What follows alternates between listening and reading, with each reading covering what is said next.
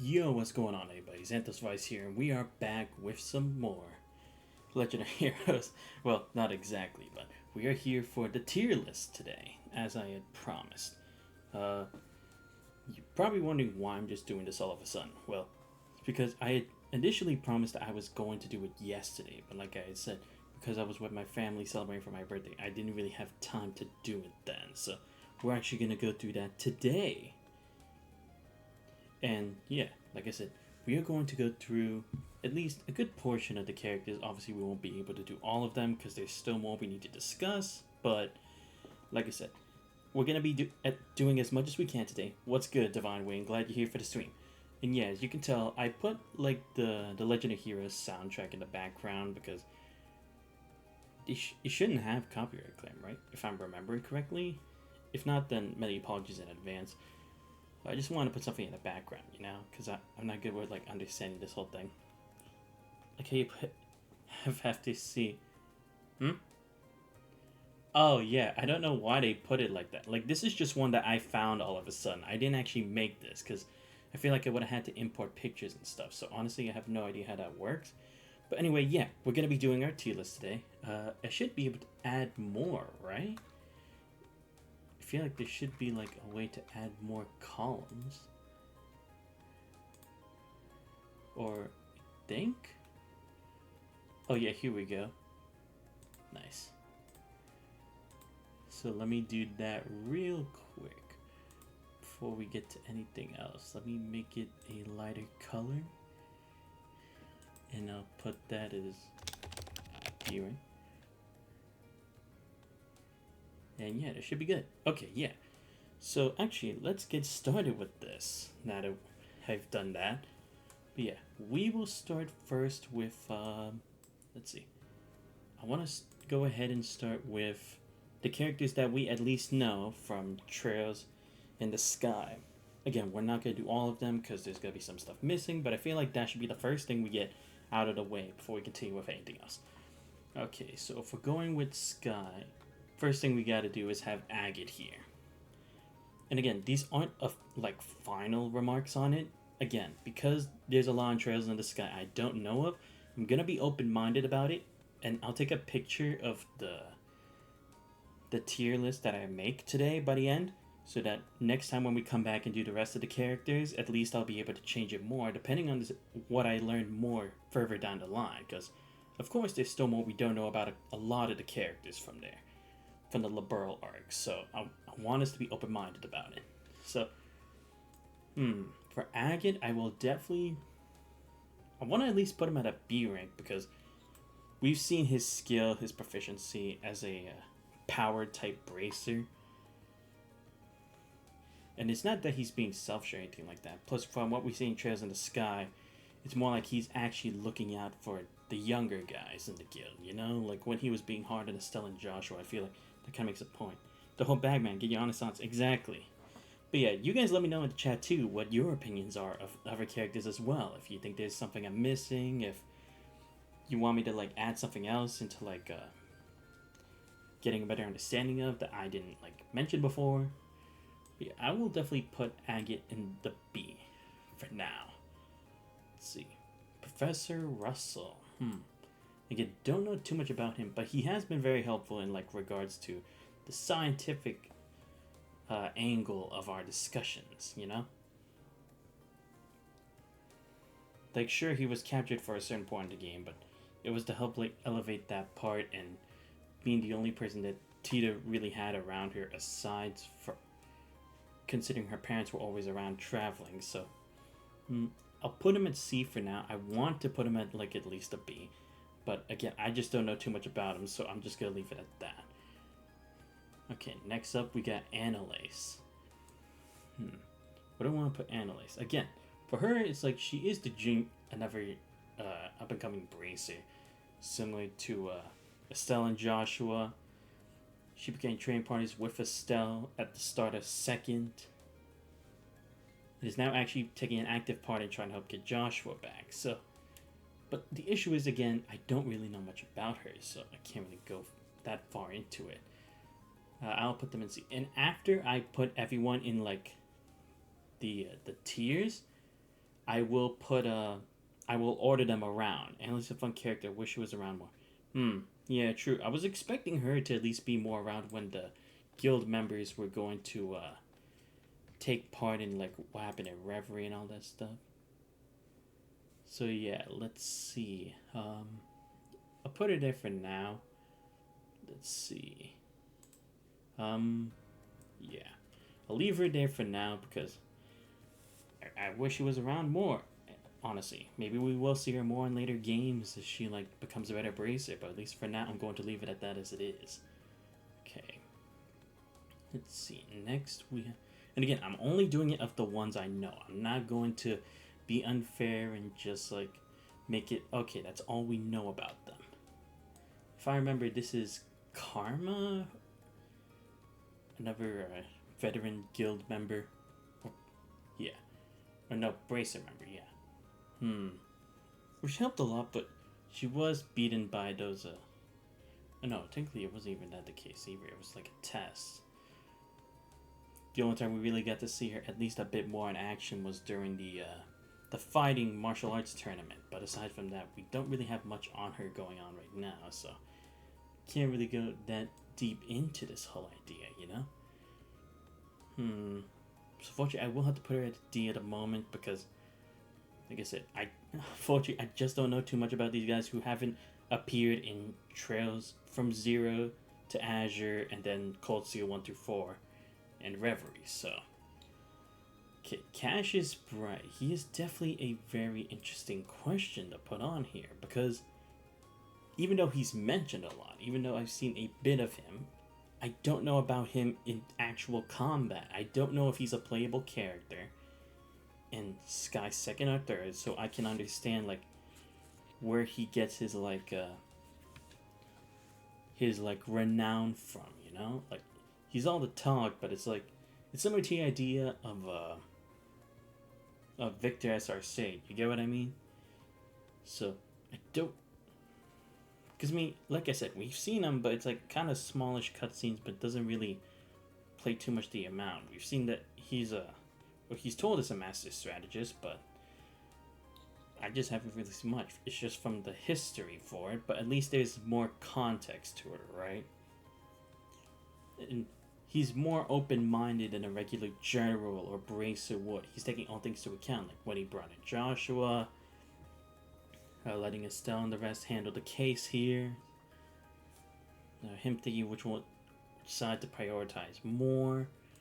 So I will definitely also put him I'll put him at a high B. I don't think I'd put him in A yet because again, it's like I want to. I feel like he should if he's one of the 8 Leaves 1 Blade school, but I just haven't really seen him demonstrated as much. Colonel Richard, though, is interesting. I definitely say he's an interesting character for now because he has tried to maximize Libero's potential as a strong nation, you know? We've had the issue where he needed the Black Ornament to weaken the rest of the forces here.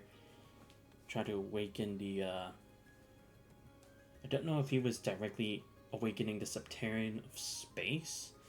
It may just be like some part that I don't really understand as much yet, but he was definitely an interesting villain because again, he wasn't trying to be like a terrible villain, you know? It wasn't all just like for the sake of like greed or like trying to take over the world necessarily, at least compared to a lot of the other antagonists that we've had over the course of the series. So I will definitely also put him at a B as well.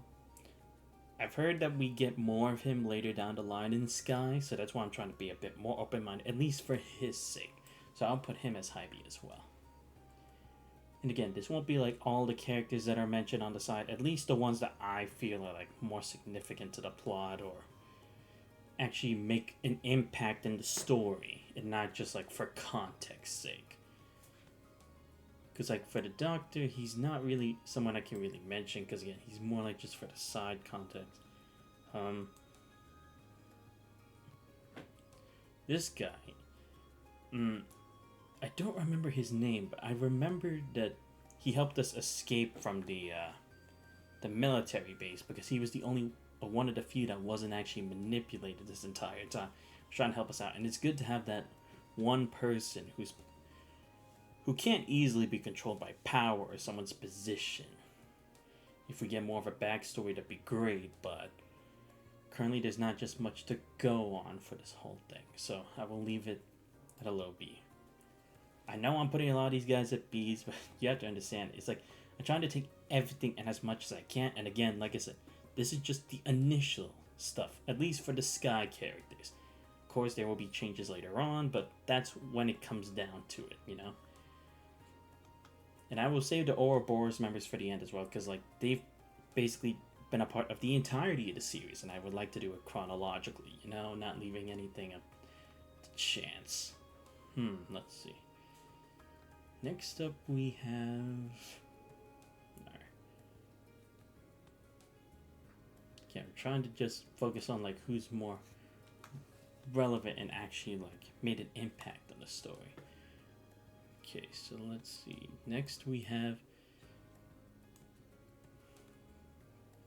the guild leader from the Liberal branch as well. I will only put it there because I need a placeholder for this because I keep replaying the song in the background.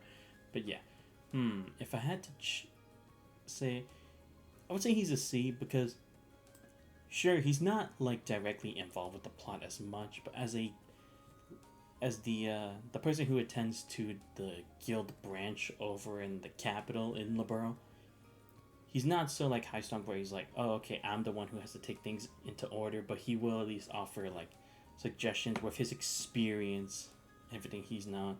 Like in regards to when we were trying to save Princess Claudia and Her Highness themselves, so at least we have that part for him. Next we have... Let's see. Oh, okay. Next up we have Weissman. Ooh, this is an interesting one as well. I do like Weissman so far because he's like that truly despicable villain, you know? You need one of those at least throughout the course of the series. They can't all just be redeemable. But so far, I'm liking his disposition right now. And he's like, I'll just do whatever the fuck I want. It's for my own intentions as well as for Ouroboros. His connection with Joshua, the way he has like this like alter ego that he puts up this facade throughout the course of the first game, and now he's more true to his intentions in the second one. His ability makes it really useful for Ouroboros. I know I would say I keep that out, but he's just definitely someone that I have to mention right off the bat. I would definitely put him at an A tier. I'm not gonna lie. I know that may sound weird and crazy, but again, you need these kinds of villains for these types of stories, you know? It can't just be that simple. Like, well, everybody's gotta be redeemable, you know? I don't know how his route's gonna end, but definitely gonna be something to remember. Okay, so next up for... There's honestly not that many characters I had to go through for the course of Sky, because again, I haven't really gone through that much.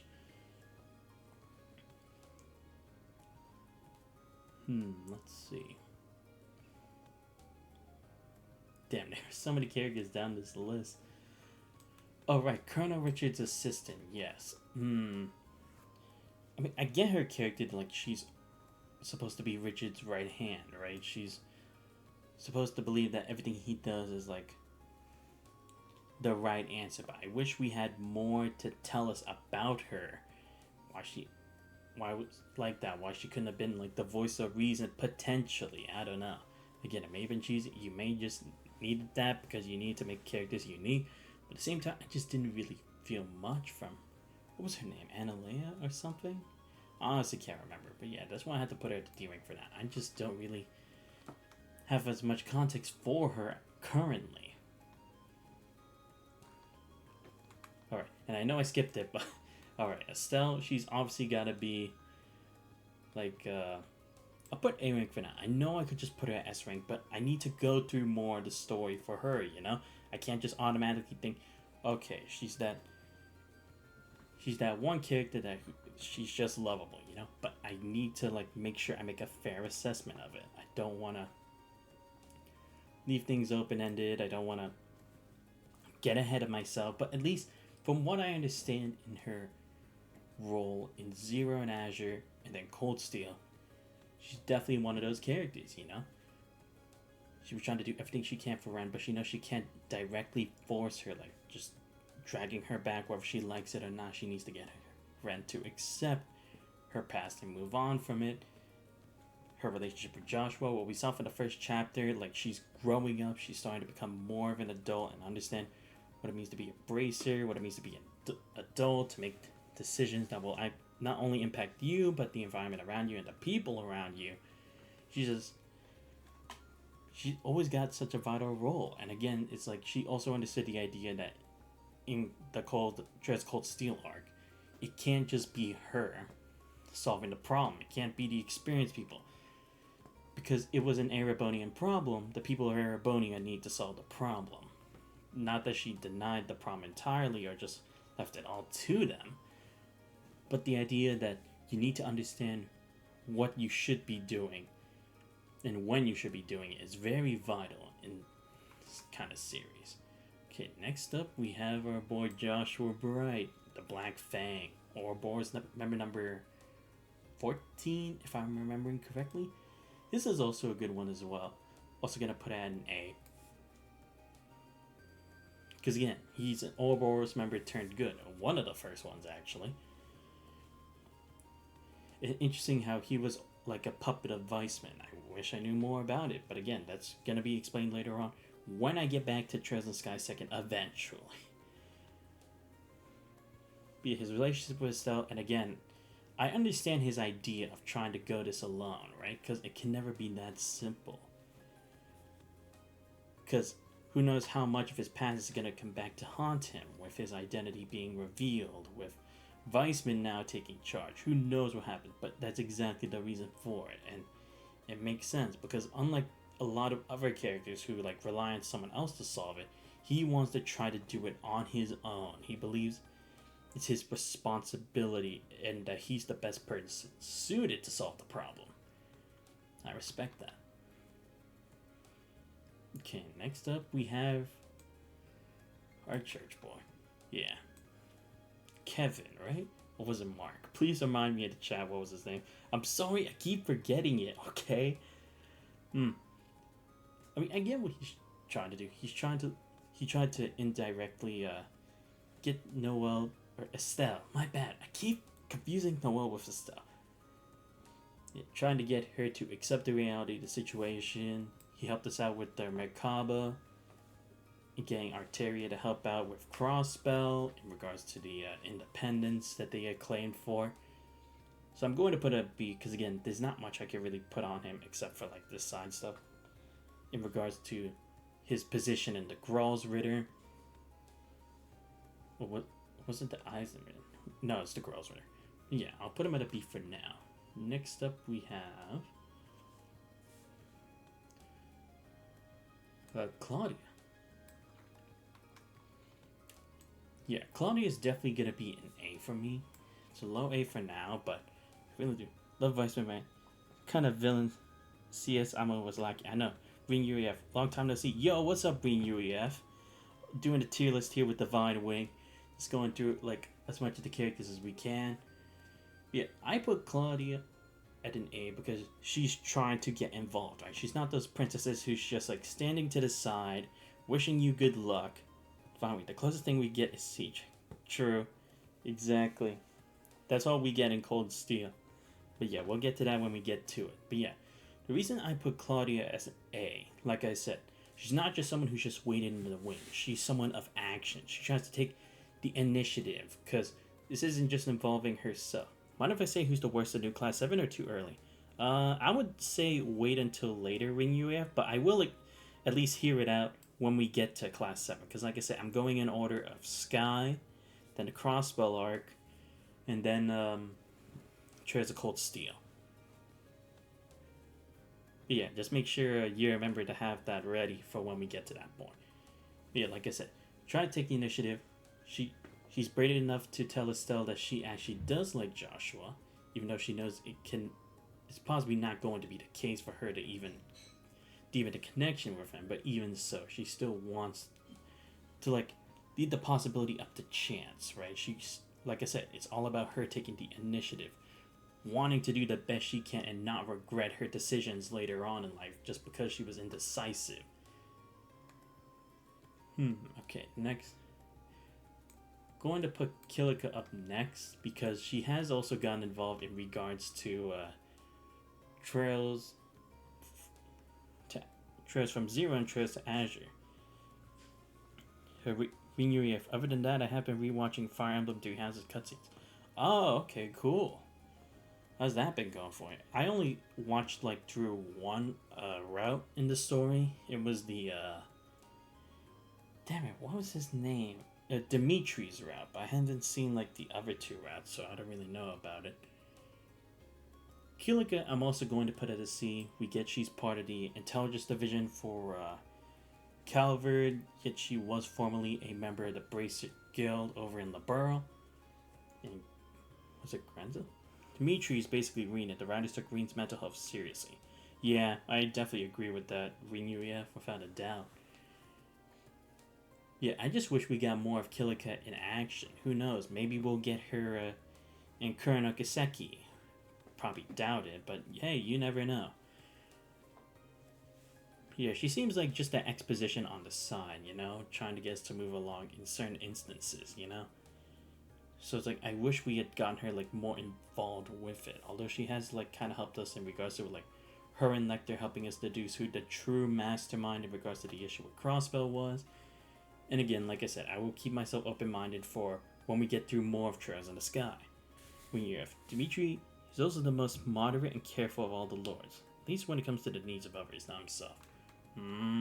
True. At least as far as I know. Alright, let's see. Again, I'm trying to make sure I find people who are, like, relatable to the story and that are actually significant. And that, like, really stood out to me.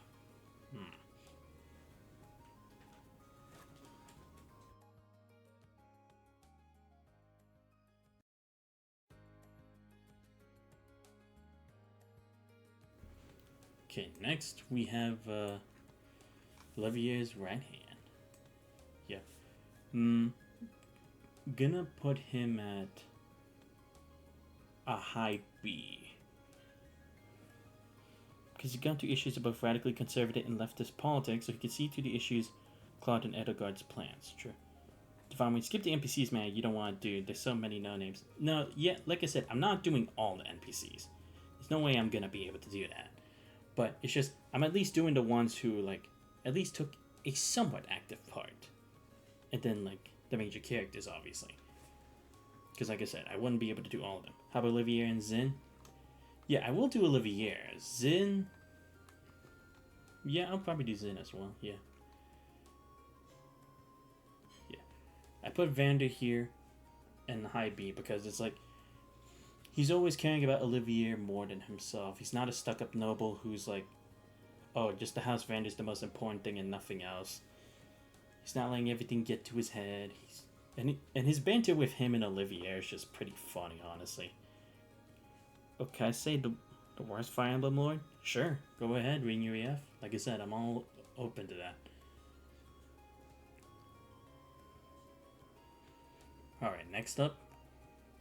Got one of the best characters here, Ren. Like, come on. I know I shouldn't... Like I said, I'm not trying to put prejudice, but I mean, come on. Ren's character, S rank. Like, for real, her story... I'm from Fire Emblem Echoes. Oh, okay, really? Fire Emblem Echoes. How long was that game? I actually don't know of it. I mean, it could have been a recent one too, but I just don't know about it. But yeah, Ren's definitely S. Her story, you get that more from Trails, from Zero, Trails to Azure, but even so, it's like her entire story with that and how it entangles later on, like, so it affect everything. Her involvement with the Hayworths and all that. It's just really touching, really moving. Again, I know, like I said before, some people just can't be forgiven, but her circumstances with her being part of the cult, the DNG, or forcefully being a member of them, then joining Ouroboros and becoming part of Bright Family, it's like, wow. Blend is Gary Stewart, a black hole. Half the women in his life love with him, most of the men in his life either respect or are jealous of him. Even the dialogues whose childhood friends revolve around him even when he's not in the same room as them. Really? That's something to take into account. But yeah, Ren definitely S rank. It's not even a question. Let's move on. Alright, next up we have Charizard. Honestly, I definitely put Charizard at a Walter? Who was Walter again? I honestly forget. Yeah. Again, too many characters. I don't even remember. But, let me at least do. Shit. Did I forget where I put them? Fuck. Redhead, tan, sunglasses. Let me see. Oh, okay. I see. He's in the bottom row. The problem is I haven't met him yet in Sky, so I can't say anything for now. Like I said, this isn't the final tier list. I will keep him open-minded. I'm gonna leave them here, like, not categorized, because I don't want to be too harsh on him, because I don't know him. I haven't gotten to that point yet. I think I'm on, like, am I officially on chapter 1, or am I on chapter 2 of it? I don't know. Ren's Redemption, I can let go, because they at least dragged it out and fleshed it out. It's not George, exactly. That event acts is treated like a child, so that makes it believable that she can change. Exactly. It's like, her circumstances at least make it more of a believable kind of change, because it's like, what else is she supposed to do? She was on her own, she's a kid. Again, not completely excusing everything she's done, but at least it's like thoroughly fleshed out. Alright, like I was saying, Charizard. I put her on high B. Maybe not the most responsible bracer of all time, but she's at least there for us in regards to, like, the bigger situations, her relationship with Olivier, and all that. Definitely is at least interesting. Not the best, but Cher's basically said it wasn't true. I see what you mean. It's the only time I would use she's a kid thing as an argument, because they acknowledge it. Exactly. It's like, at least this one, it's not, like, too flawed. It's not too unnecessarily detailed, you know? It's like everything has to take a part of it. Okay, next up, who else do we have? Tita, of course. Let's see, who we have after that? Oh, right, Zin. And then that'll probably be it for Trails in the Sky characters, at least that I know of so far. So yeah, Tita, also another interesting character. Definitely put her in the B rank, because again, even if she's a scientist or an engineer, she's not just only making the weapons and that's it, like Min. She's actually trying to take stuff into her own hands. Her situation when her grandfather was kidnapped and she tried to help us, it was reasonable to the effect of the situation. Her relationship with Agate, again, it's like, the only thing I'm worried about is, like, when they take it to the extremes in, like, some of the scenes, like in Treslin's Cold Steel 3 and 4.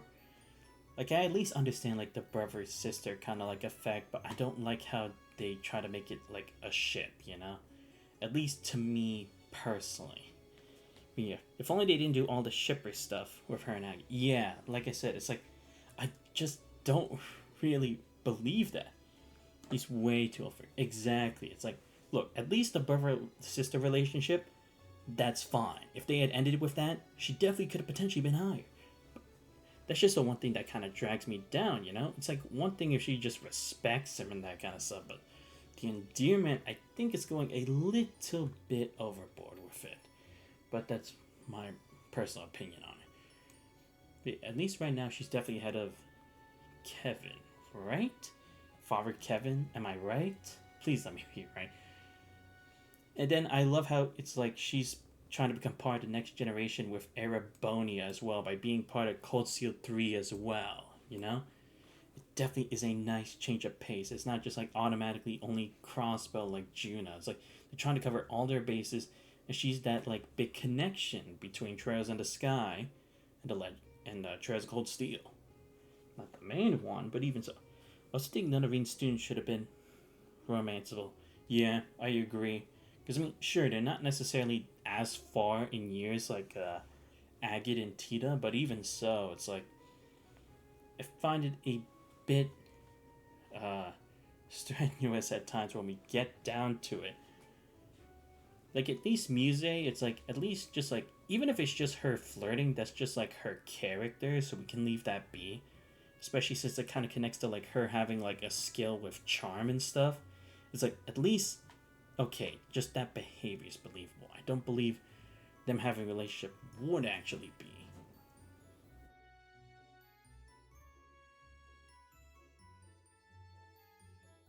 Sorry about that. Alright, next, gotta go with Zin.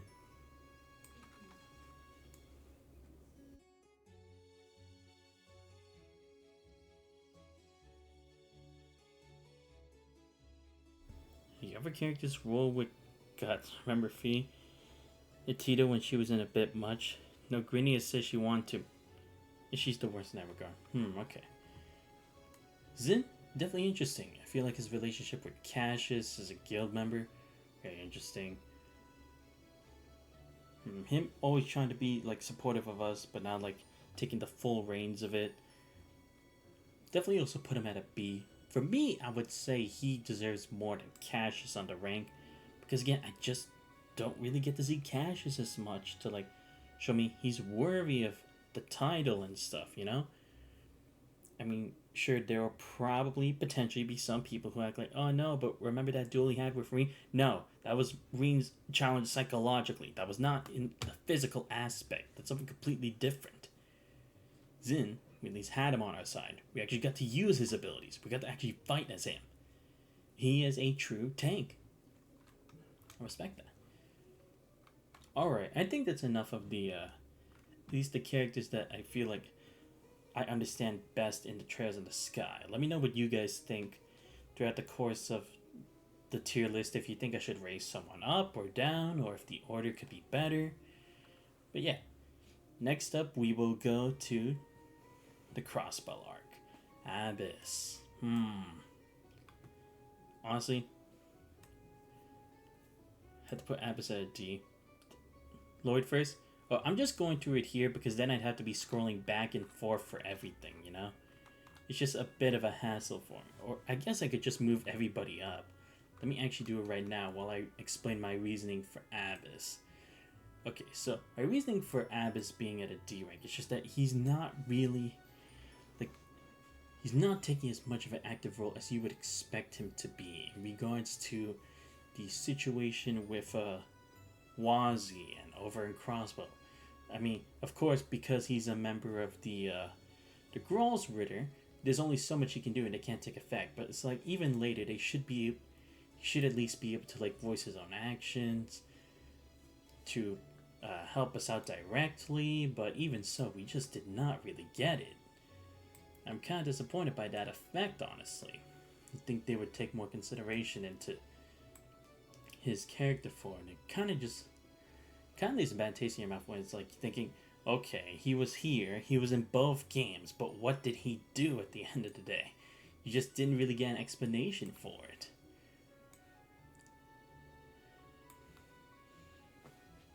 But yeah, that's all I really say. Because again, it's like the Grolls Ritter, we just don't really see them take as much of an active part. I wish they did, but they just have not, at least from all the games that I've played in. It's kind of just letting me down in that aspect. I mean, again, it could just be later on they're going to emphasize it like they'll have to have an Arteria arc, right? Because they're going to be involved with Ouroboros and all of them as they continue that storyline. But even so, there's only so much they can hold back in regards to that concept, It has to be it needs to be fleshed out more, at least as time passes. They can't just leave it as like an open-ended kind of thing and think, oh, okay, it doesn't necessarily have to matter in this case. Let's just at least saying that they were there and then that counts. It can't just be that simple. At least that's my way of thinking in regards to regarding character participation within the story. I don't know. You guys can let me know in chat how you feel about it. If you think Was he given enough props? Should he definitely have been given more? It's insane how little we know about them after all these years. If Cedric was C in Reverie, that could have been out Ouroboros inside, but not exactly. It's like I'd at least expected Reverie to come out more with the idea of being an Ouroboros centered game, because they've never really been the main villain. I'm surprised that hasn't taken effect yet, because you'd think it would be, considering how involved they are with all of it. You think, okay, now's the time when everyone's weak. Now we will actually take the reins and do whatever we want to do. Because, they always love to just, take a back seat. I don't know if that's supposed to be, the whole effect throughout the course. I don't know if that's just more that they have not fleshed out yet. It's honestly a bit hard to detail at the moment. But that's what I say in regards to it. Again, I'm hoping, when we get to it, everyone Ouroboros will come an active part later on. Who knows? Maybe we'll have an all-out brawl with them. Who knows? Honestly, but I'm just kind of waiting to see how that all plays out in the end. Will there be more consequences to it? Will it just be open-ended as it is? I'm honestly not sure. Yeah, sorry, I'm still taking a while to drag all this along, because I'm trying to make sure, did I miss anybody? Is there anyone in the lower rows who I at least want to consider putting here? Just putting them all up the top will at least help me search through the rest of them later. Okay, let's see. Did I get everyone up at the top by now? I think I should have. Oh, okay, my bad. Okay, sorry about that. Like I said, I'm just playing the OSTs from Trails of Cold Steel 1. So it's it sometimes goes through ads every now and then. And it won't let me loop the songs for some reason. I don't know why.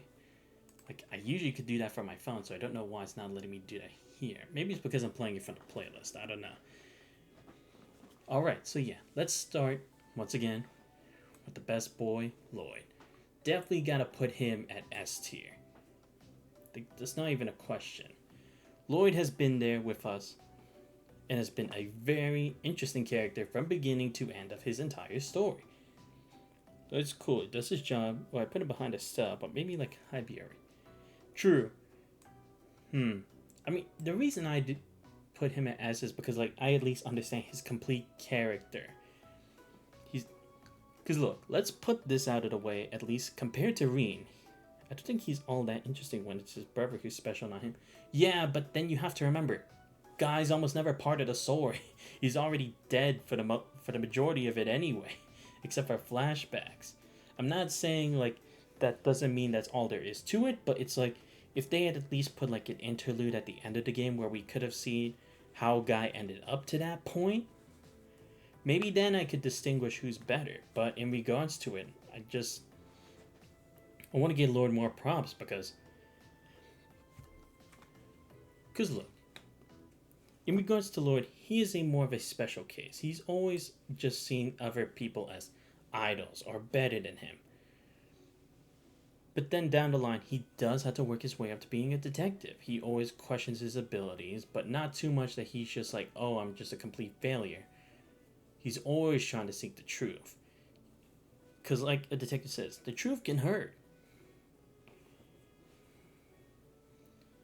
Honestly, it's like that same saying from, I think it was from Snuff where they said it. If a lie is a cute girl, then the truth is a cruel mistress, But him being able to distinguish it, accept it, and then move forward past it is something that I think is better than what Reen and a lot of the other characters could possibly do, He's always funny. He's not saying that he needs a superpower to beat people. He doesn't need cheats. He doesn't need OP stats. He's being true to himself. He's being honest with everyone around him. And he's still improving as an individual, a character, and a detective. I mean, his chest was Kia. His cheat was Kia. Yeah, but you didn't really see it happen as much. At least visually in the game, it only happened, let's say, twice. I mean, it definitely would have happened more times. but we just haven't seen it on screen. But is that he's willing to keep going. He knows that, because look, when we look at the situation in regards to Crossbell claiming their independence, he definitely could have done it because he always wanted independence for Crossbell. He wanted them to be free. He could have just been a sucker and just let it be. But he understood that that's not necessarily true happiness. That's not going to make everyone happy. This isn't the right way to go about it. It may be your happiness, but that's all it'll ever be. That's not what it meant to be a detective. Is to bring the truth to everyone. Their job isn't necessarily to save the world, and I love how that was the point. I feel like that's what was the main thing you could take away from Reverie, right? It's that the SSS had always stuck out their neck for people. They'd always put their lives on the line. But that shouldn't be the case. They're not heroes. They're not meant to be. They're a branch of the Crossbell police force. I mean, yes, they are the SSS, the special support section, but that doesn't mean they are supposed to be the only ones to save the day. They are not supposed to be the Ichigo Kurosaki. They are not meant to be the Midoriya Izuku of like all heroes, you know? They are not meant to burden it because, again, they are regular people who just only had special circumstances, but that does not mean that they are all powerful or omnipotent, transcendent, or anything like that. They are sticking true to what they believe in, but they are still finding faults along the way, and they are moving past them, like pushing through, trying to find the right answer. What makes them human? What makes it, in some cases, is honorable in a way. Shonen or Shun? I agree, Xantos, and yeah, I think Divine We meant Shun. Shun, there's no one I think would have fit better as the MC. But yeah, that's why at least I put him in S. I'm not saying everyone should believe that's the case, but at least for me, in effect, with a lot of the other characters throughout the course of this series, he's definitely a character that I've loved watching grow. I loved seeing him make appearances, whether it's as a guest or the main protagonist. It's just been something I've enjoyed being a part of his story the most. I really have. Like, his bonding events with him and his team, his skills, his story, his connections with other characters just really brings it together. That's just me personally. Arias McLean. I definitely want to put him at a low B or high A. But I'm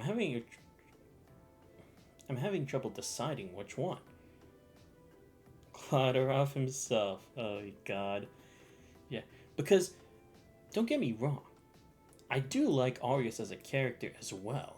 Like, he's at least an 8 Leaves One Blade School character who's actually shown his capabilities. He's shown he is a Divine Blade. He's earned the title. We've played as him. We fought against him in multiple occasions. Both in the Mirror Castle and in the Azure Tree. We've seen what he can do. We saw what he cared about the most, right? Because it was similar. We saw he had started out with the police force in Crossbell. He thought this would be the best way to keep his family safe, his home safe, but because of the struggle between Erebonia and Calvard, it wasn't enough. No matter what he did, just by being a bracer was not going to help. It wouldn't be that simple. So I understand why he doubted the system and why he initially became a bracer to stretch himself out to try to help as many people as he can who the police force were or who they had ignored at the time, right? Because we saw the Crossbow police force did not really do as much to help people out, and over the course of the game, the authorities, at least the regular ones, have not really put as much into it that they are supposed to be the people's protectors, you know? Whereas Arias, he's accepting every single one, and him accepting Dieter Kroy's offer is not that unreasonable, because his wife had been a martyr as a result of that struggle between Calvert and Erebonia, similar to our lawyer friend here. He does feel like a force to be reckoned with, and as I've said, this Reen story should have been more revolved around the process of becoming the Divide Blade trials, but we never really get. You said low B or high A, or do you mean low A, high B? Oh, I said low A, high B. Because again, like I said, it's reasonable for him to have those doubts. No matter what the police had tried to do, they've always been behind so many times. Even with Lloyd and everyone else in the SSS becoming a part of the story, they have not been able to be aware of the situation. They've always been behind. They've always been controlled by others behind the scenes. And he did not want to become a part of that again. He wanted to actually take matters into his own hands. He wanted to do right for Crossbow. I don't mind Reen's arc about being his mental health. The issue is that the harem game means a punching man. Yeah, exactly. It's not that all aspects are Reen of bad, of course.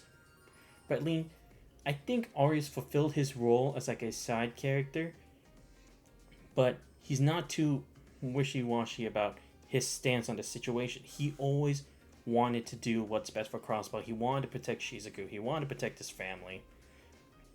And that's what he was fighting for the most. So I think I will at least put him low A, I think.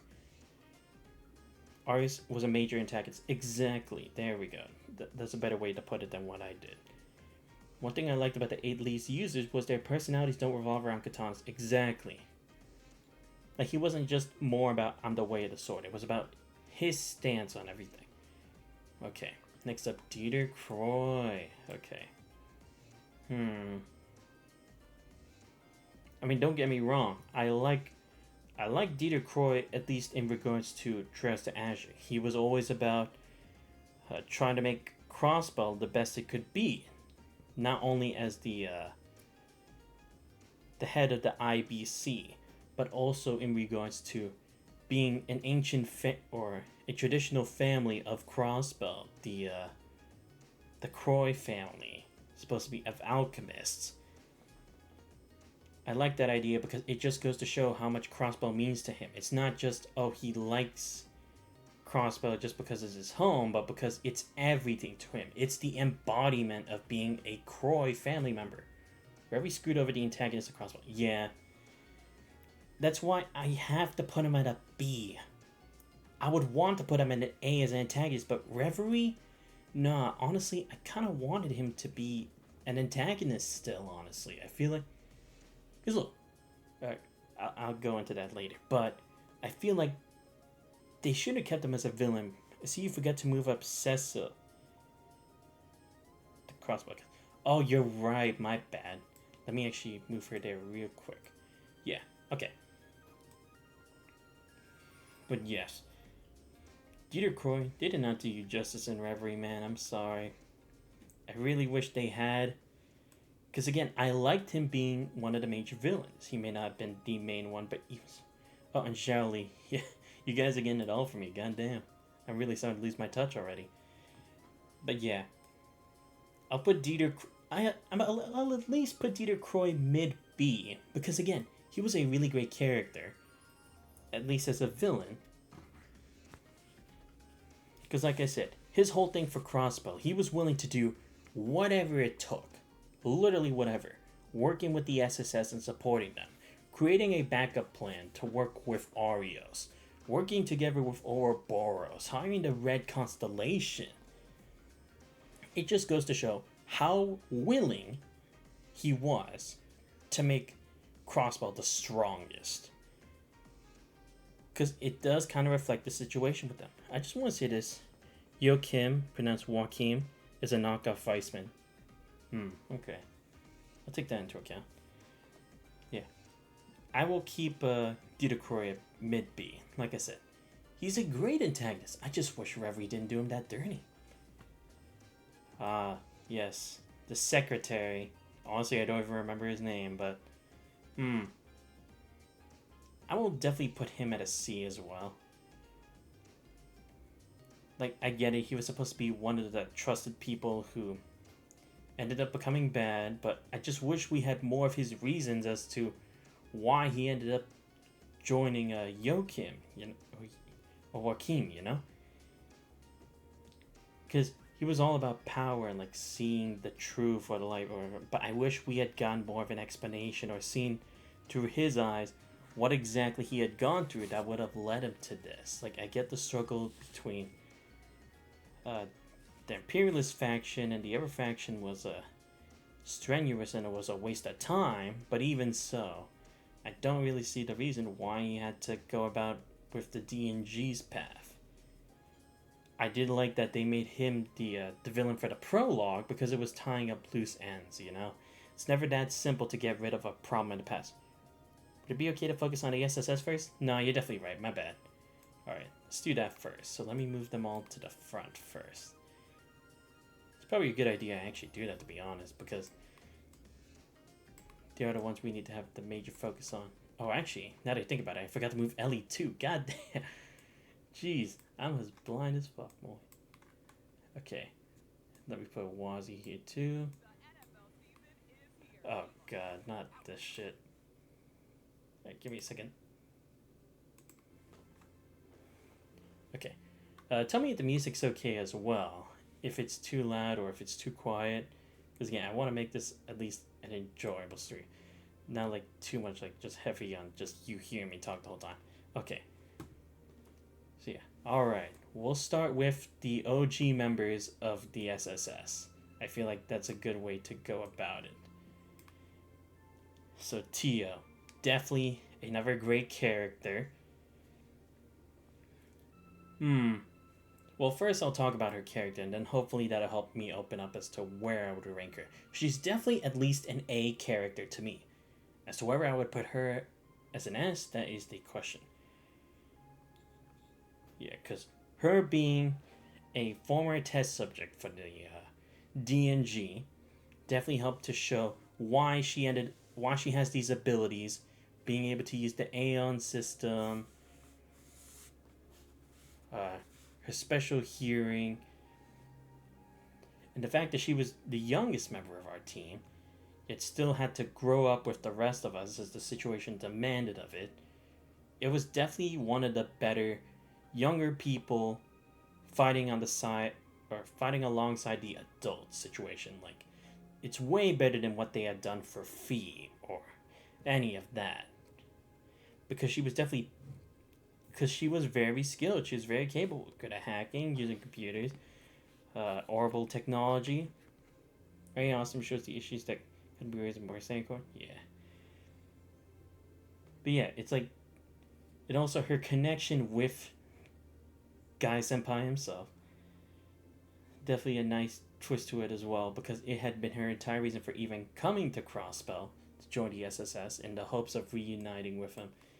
And I'm just glad she took the initiative as to not see Lloyd as just a replacement for Guy. She had thought, okay, Guy is Guy, but Lloyd is himself.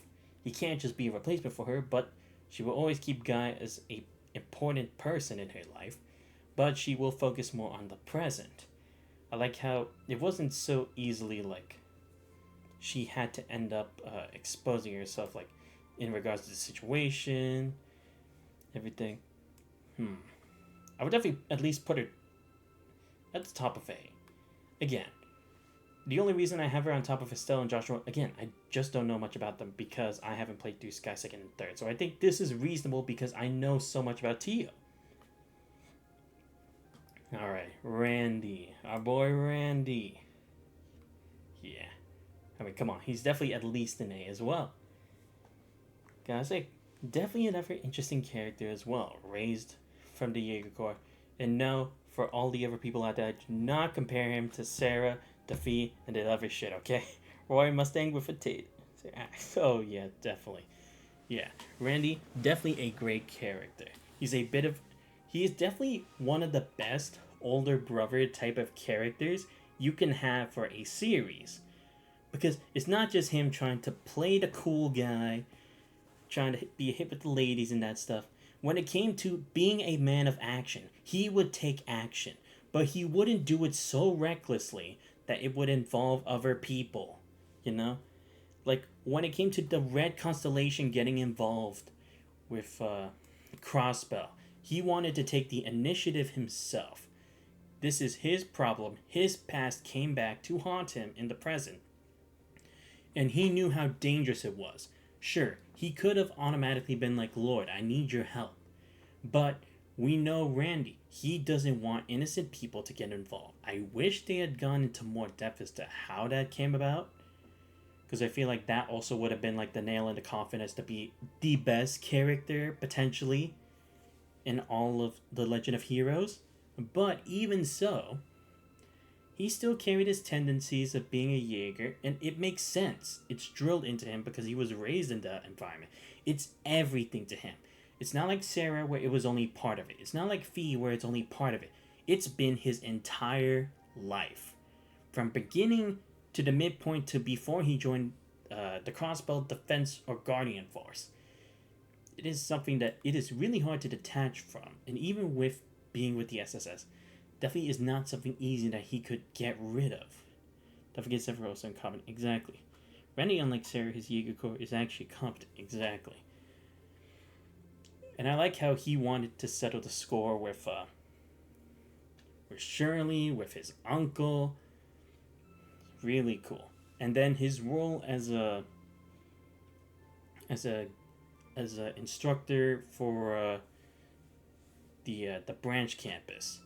I definitely do like the initiative that they were trying to take there. They needed to find a way to connect the Crossbow story back to Cold Steel, because we have Tita for that in regards for the Liberal, but then you need that. It goes to how competent the Red Constellation are when their weapons are more believable. Exactly, they're more like true military-esque like weapons.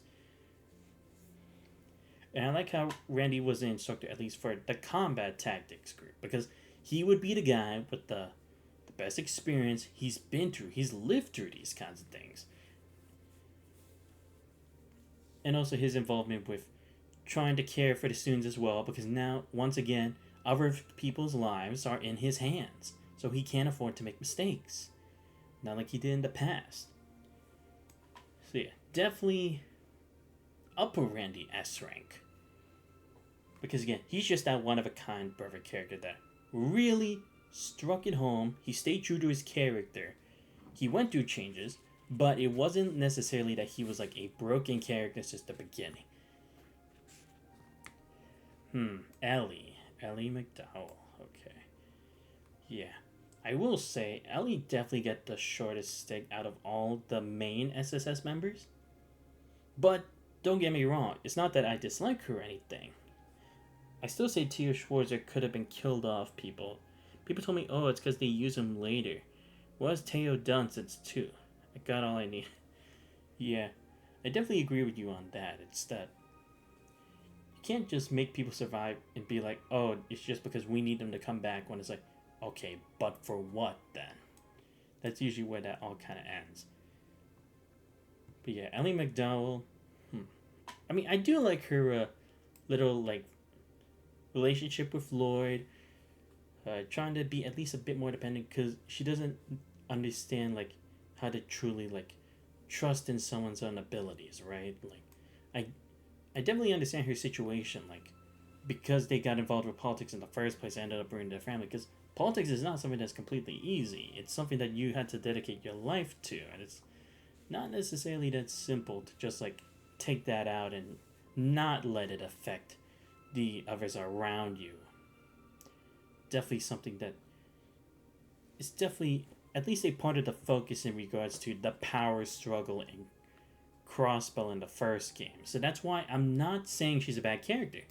It definitely goes to show that she's what's good from being raised on the right side of politics, right? Being raised by Speaker McDowell the way he was goes to show that even though she grew up in politics, she didn't end up joining the bad side. She didn't end up going corrupt. It was still in a loving household situation where she would do whatever it took to actually make an impact on the place she calls home. Ellie issue is a lot of stuff she does is off screen. I agree, Divine Ring. Yeah, because again, like I said, I don't want to say Ellie's a bad character. I think at least she deserves a high B. At the very least, because again, it's like, still part of the SSS, still trying to fight with us. Still trying to be by Lloyd's side, being main girl for that game. Come on. Like, we all see that. So yeah, I think it's fair to put her in B rank. Divine Wing, that's fair. Thank you. Alright, so next up we got the Miracle Child herself, Kia. Alright.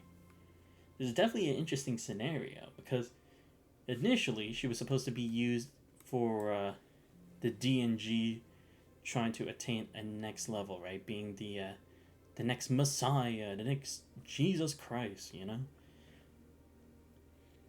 But I will say, at least her abilities haven't gone like too out of character for her because this leads back to the true ancients of the past, right? The Septarian, the Mirage, the Ions,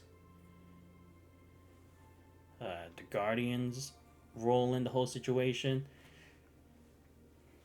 I wouldn't say Key is an A rank, but I definitely see what it was because if she had lived in just that time period and then she had just woken up again, I feel like her character could have potentially been completely different, where she wouldn't have cared about humanity at that point. But because she had only started living through the events in since she woke up with Lloyd and that stuff.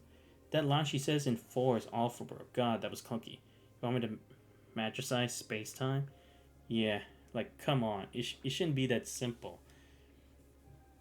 But at least when she had gained the Septarian and Mirage form in Trails to Azure, it was at least believable because with the capabilities that Novartis and Mario Bell and all them had, it made sense. There was a logic to it, you know? And I definitely understand that she wanted to find the best path towards the people she cared about being safe at the end of the day. Because again, in the end, she's still like a kid. Even if she was from so long ago, that doesn't necessarily mean that she is matured enough to the point where she should understand, like, morals and everything. It's not that simple. I will put Kia at a low B. At least higher than Agate. Because again, it's like, I at least love how her relationship with the SSS has gotten her to care more about things.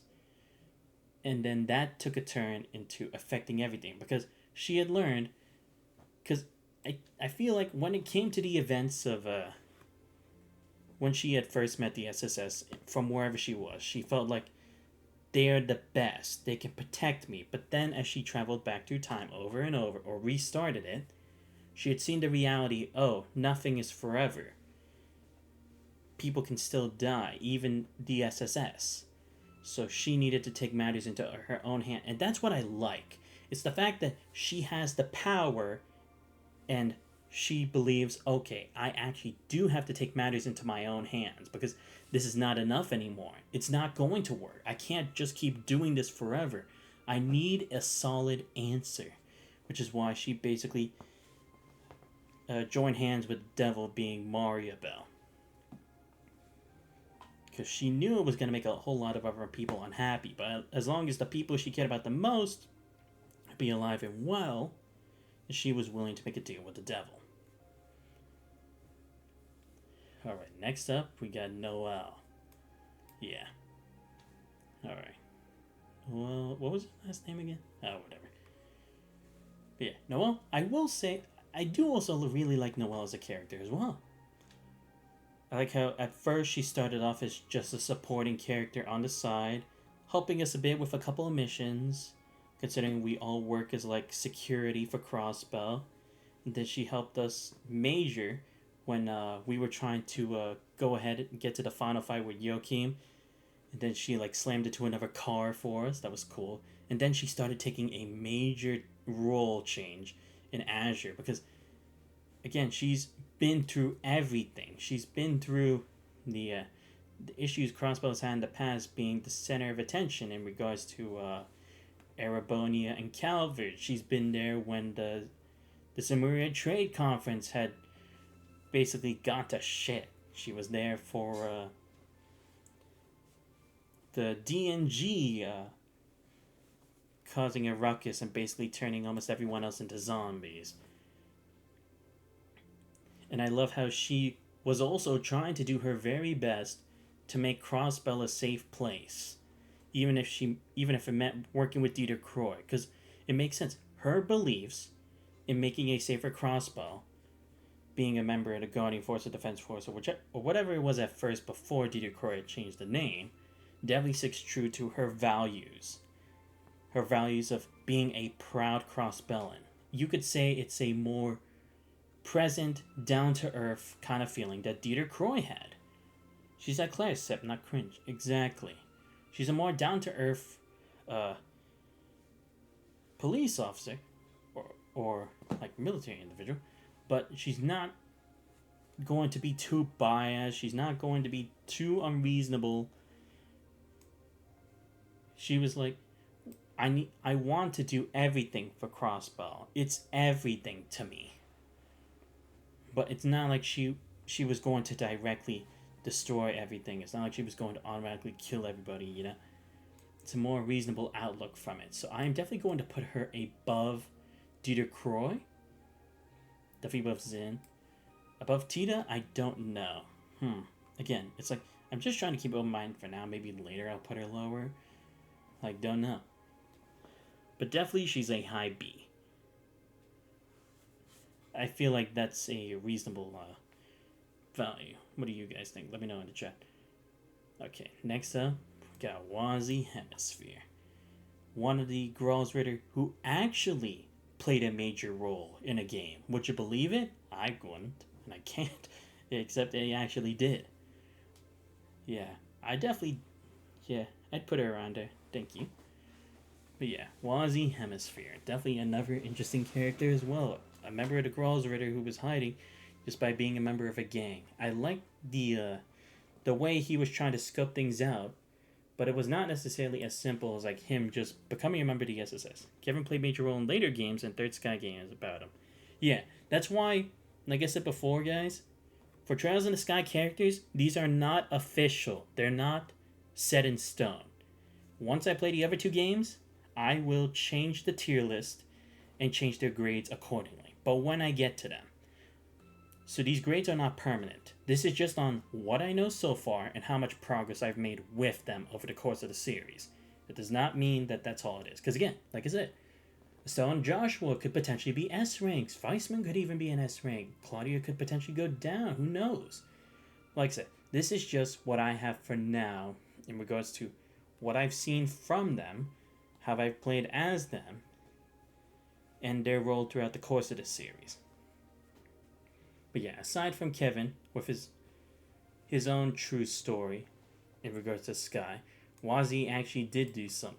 He was at least actively taking part. Because sure, he had left Crossbell for a time in regards to Trails to Azure when everything was going down, but it's that he needed to alert them and then get a better understanding. But he still really did want to help Crossbell or maintain a safe place, you know? After being together with the Testaments, his issues with him and Wald, I definitely like the distinction between the two. It's definitely a nice change of pace, you know what I mean? So I will definitely put Wazi at a low B. I wish he had done a bit more.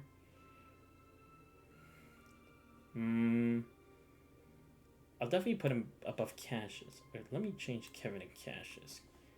But yeah, I think this is where I would put Wazi, because he definitely at least goes up a bit more. Because his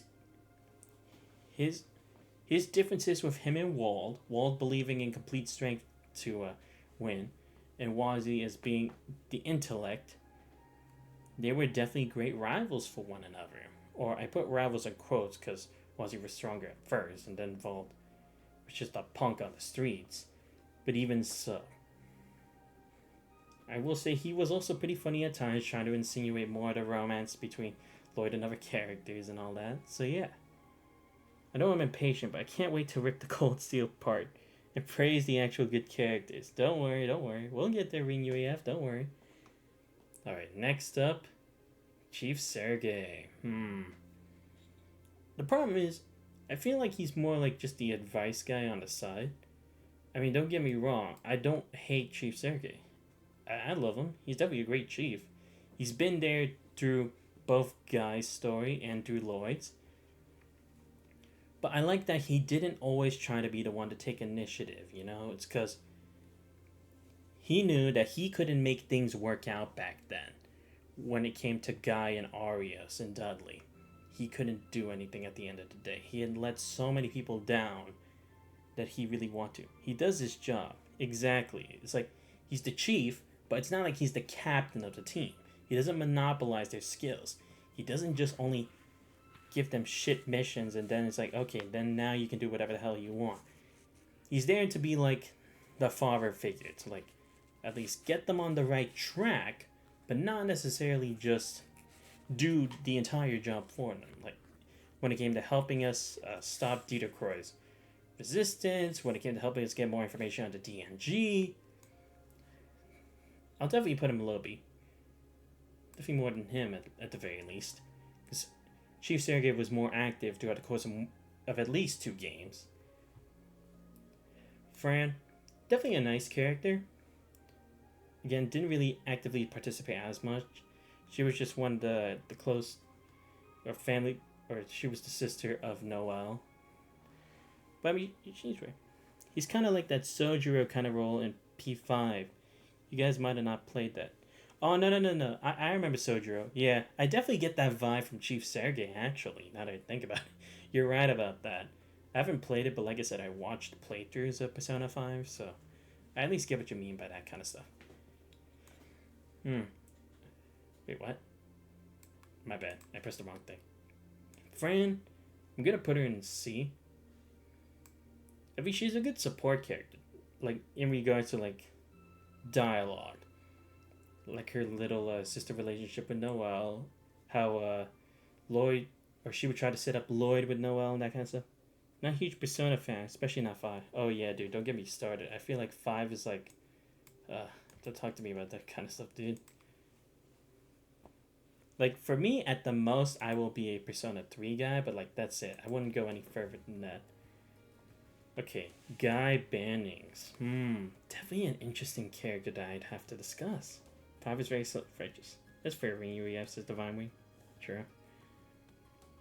Alright, but yeah. Guy Bannings. Don't get me wrong. From what we've at least seen of Guy, I can respect his character. Because you could definitely see 3 at least handled his characters better. Yeah, agreed. 4 was probably one of the worst, honestly. But yeah, Guy Bannings, definitely a great character. We saw, like, he easily was able to figure out that there was more stuff going on behind the scenes. That politically, the situation was at its worst. He knew that Arios was probably someone who would potentially be a threat to Crossbell. But it's not like he was going to say, oh, let's just arrest Arios right away. Because it's like he understood the contemplation. Because Guy had lost people as well. He had lost his parents.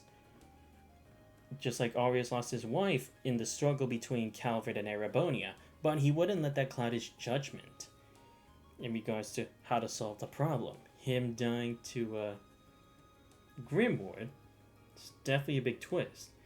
But even so, I like the fact that it was such a big mystery as to who actually killed Guy throughout the course of the 2 games. So I will definitely put Guy at like a high B as well. I will put him at least below Noel just because of like how Noel was handled more effectively in Trust Azure than they did Guy's history. Like I said, not that Guy's a bad character. It's just that we hadn't really got to see much of it, but it's like they at least did the best that it was for a character who was already dead, right? They didn't put like too many flashbacks that were unreasonable. It was like here and there they would mention it only when it was like relatable and stuff. And I think that's handled fairly well, as opposed to a lot of other situations where it's just that they just talk about it over and over and over, and like, you're just like Guy, or just as expected as Guy's brother, you know? They didn't really like stick into that, and some was like optional dialogue. Cold Steel, unnecessary flashbacks. Exactly. See, you get it. Garcia Rossi, the big bear himself. Dude, they also did you kind of dirty in Reverie too, man. Because honestly, I had at least expected Rossi to be like a different force, like not working with Elysium.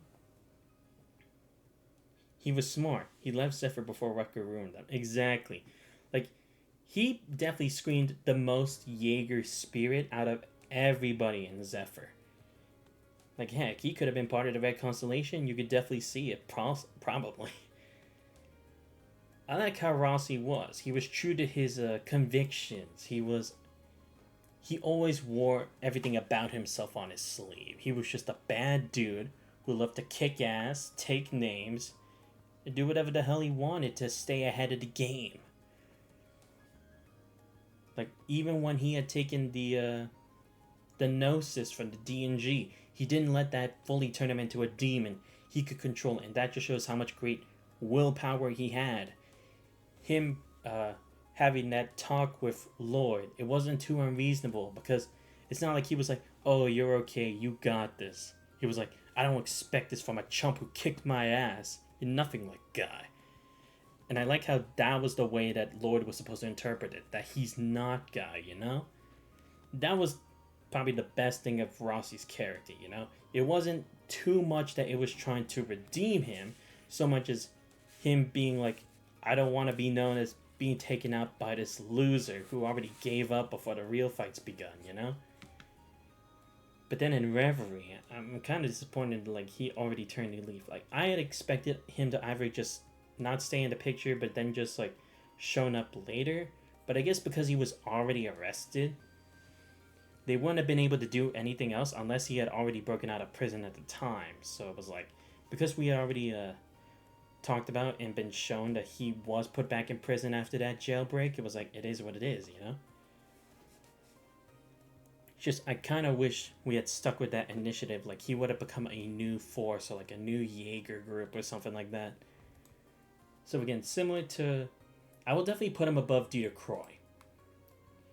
Because again, great character, just kind of ruined it a bit for him in Reverie. Grimwood. I'll be honest, I don't really know how to put Grimwood. Because, look, Reverie ruined a lawyer. Exactly. Like, look, I can at least say when it came to Azure, I think it was pretty well formed for him, honestly.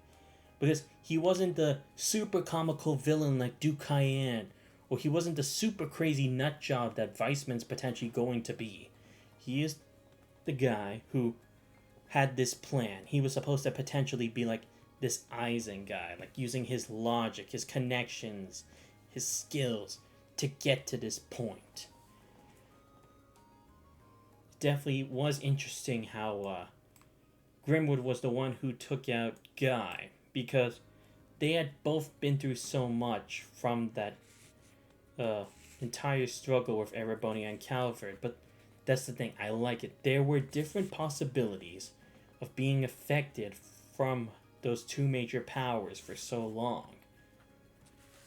Grimwood couldn't take it anymore because the Sumerian Trade Conference had only solidified even more that Erebonia and Calvert would do whatever it took to take Crossbow. They don't give a shit about what Crossbow has to think.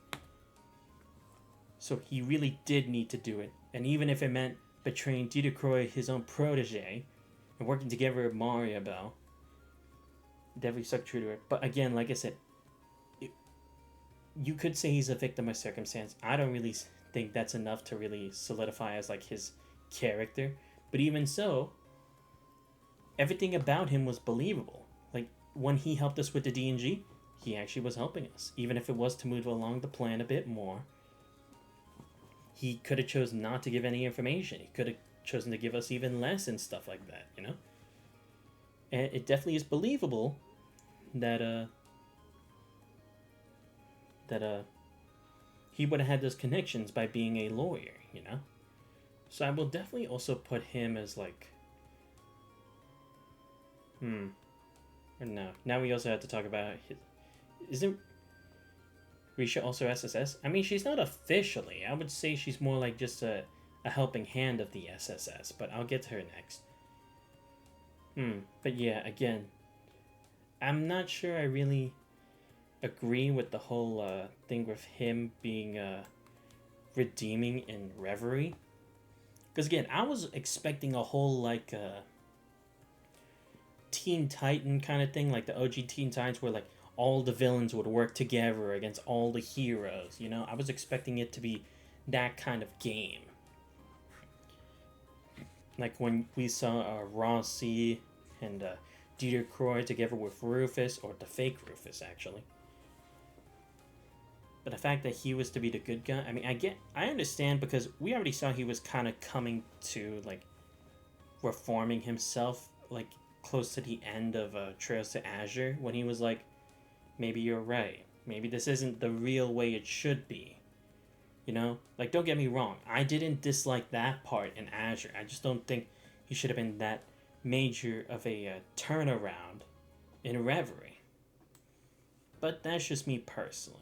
I feel like he would have at least been like a neutral party, or like maybe if it was Ouroboros being the mastermind all along, maybe his work with them in the past would have led to him having a connection to getting at least a bit more of an idea. I don't know. That's just me personally. So I will definitely put him at the lowest of all these villainous characters from it.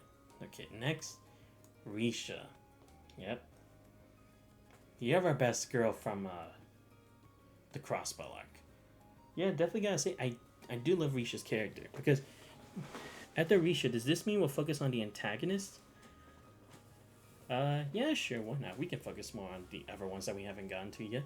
And then we could just leave some of the support for the end, because it probably won't even take that long for the rest, honestly. Yeah, like I said, next, Risha Mao. Definitely an interesting character, her already being Yin, and the fact that it took until the second game to reveal her identity. But I guess it makes sense, right? Because at the time, she wasn't really being a threat as much. Especially since the main issue was with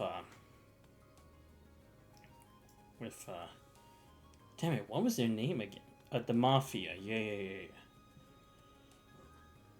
And because that was mainly the case, she would assist us, but it wouldn't be like we were all buddies with that. And I think it was a reasonable idea to go with it then. And only, like, it was all for the good of her contract with Heiue. And then the fact she started to grow a bit more detached from that as she got to know the SSS even more.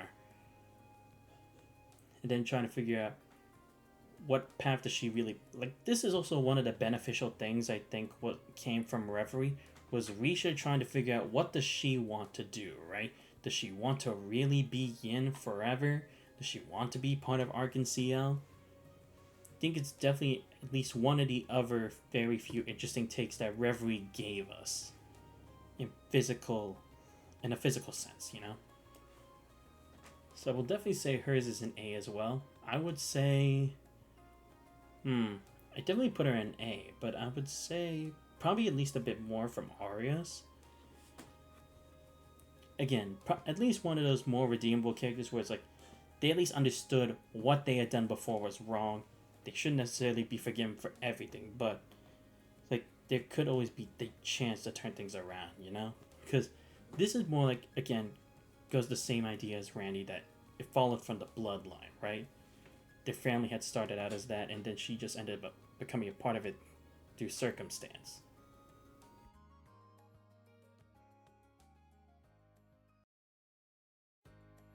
Let me drink some water real quick. I've done a lot of talking for a while.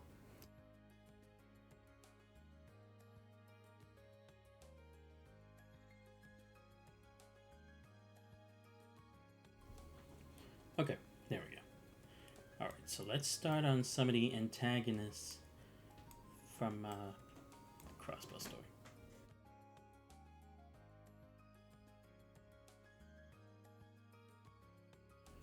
Alright, next up, we'll start with the main one from doctors from Zero, Joachim or Joachim, whatever the fuck you want to call him, the doctor.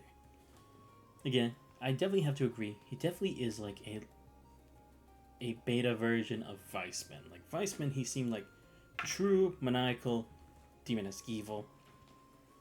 But I do like the twist that he was just a pawn of the Croy family, you know? It definitely was an interesting twist, considering how much power, knowledge he had amassed through time being in Crossbell. You know? And that stuff from the DNG did still have an effect on Crossbell throughout the course of Azure as well. Being part of alchemy, handling the stuff with the prologue. So I think that's definitely what saved at least Joachim a bit more. Put him in low B for that, at least for me anyway. Because I feel like low B is at least fine for it, considering how he had taken an active part in it, you know?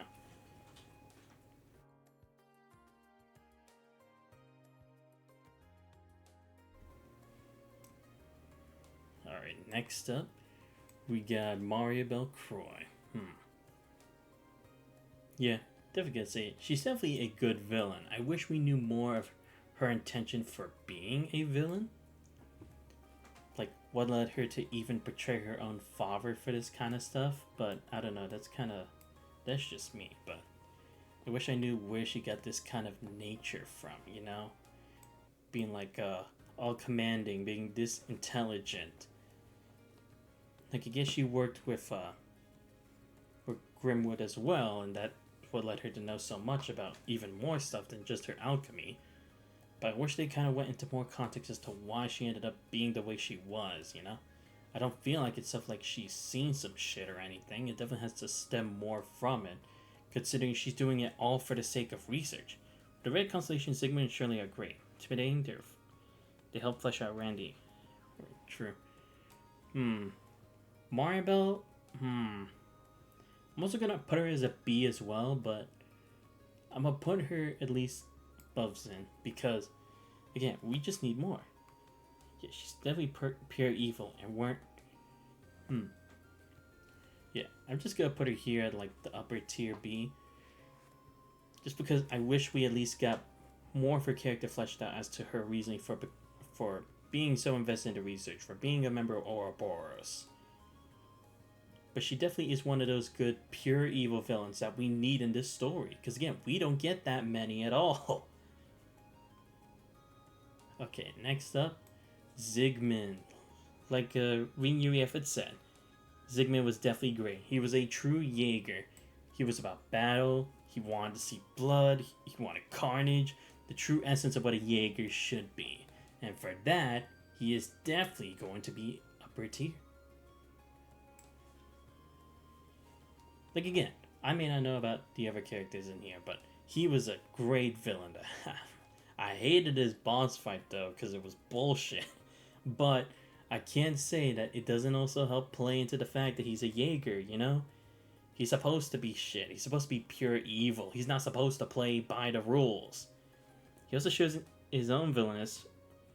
He cares about Randy. Exactly, you know? Like, he is definitely a true byproduct of what war is when it becomes your whole life. Like, this is potentially what Randy could have been if he didn't leave early. And I like that. I mean, I guess you could say the same for Shirley, but I feel like with the demeanor that Zygmunt has, it definitely reflects more of what Randy could have been from when we've seen Randy get at least a little bit battle crazy at times. That's what I have to say about it. Shirley's also a good one as well, honestly. Because it was also just her, like, doing it for the feel of battle as well.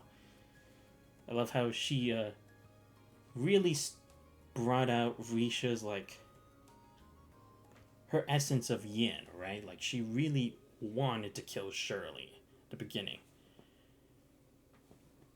Like, it really helped bring it home, like, does Risha really want to be yin, or does she just want to be Risha of Ark and CL? Because again, she brought out like her inner demons, which she didn't even know she really had. See, I will definitely put. I'll definitely gonna put Shirley with Sigmund as well. Just because also throughout the course of Cold Steel as well, she's still the same as she always was, right? She's always still battle hungry. That's why she's still working with Ouroboros, because she knows they'll get involved in all this crazy stuff and working with Mario Bell. It just sticks to her character, you know? It just makes sense. The mustache guy was a... Oh no, this was a Speaker Hartman. He was the guy working... if I remember, he was trying to work to have Erebonia be absorbed by... Wait, no. Wait, wasn't him? No, I think he was working with Calvin, wasn't it? Honestly, I don't even know. He was just shit. Wasn't gonna put him at D. Wasn't even agree. He worked with the D and G cult, right? Oh no, yeah, he did. Yeah.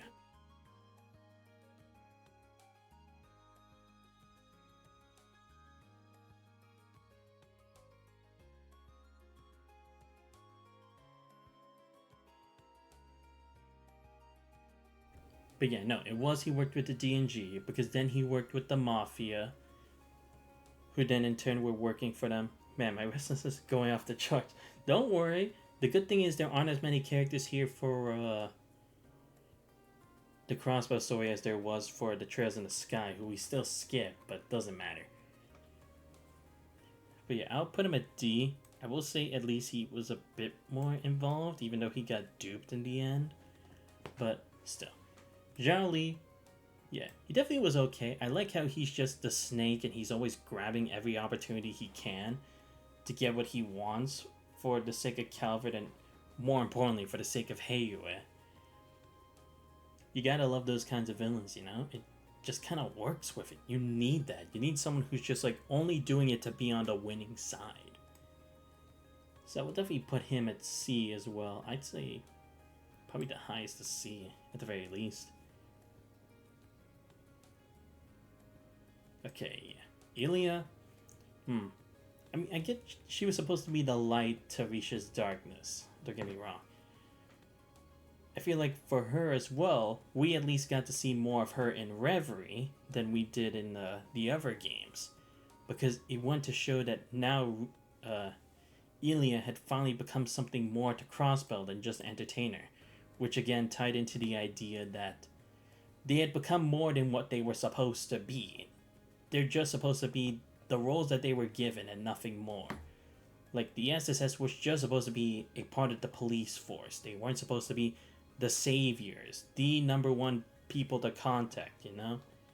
It was the same for Ilya. She wasn't supposed to be, like, the symbol of freedom for them.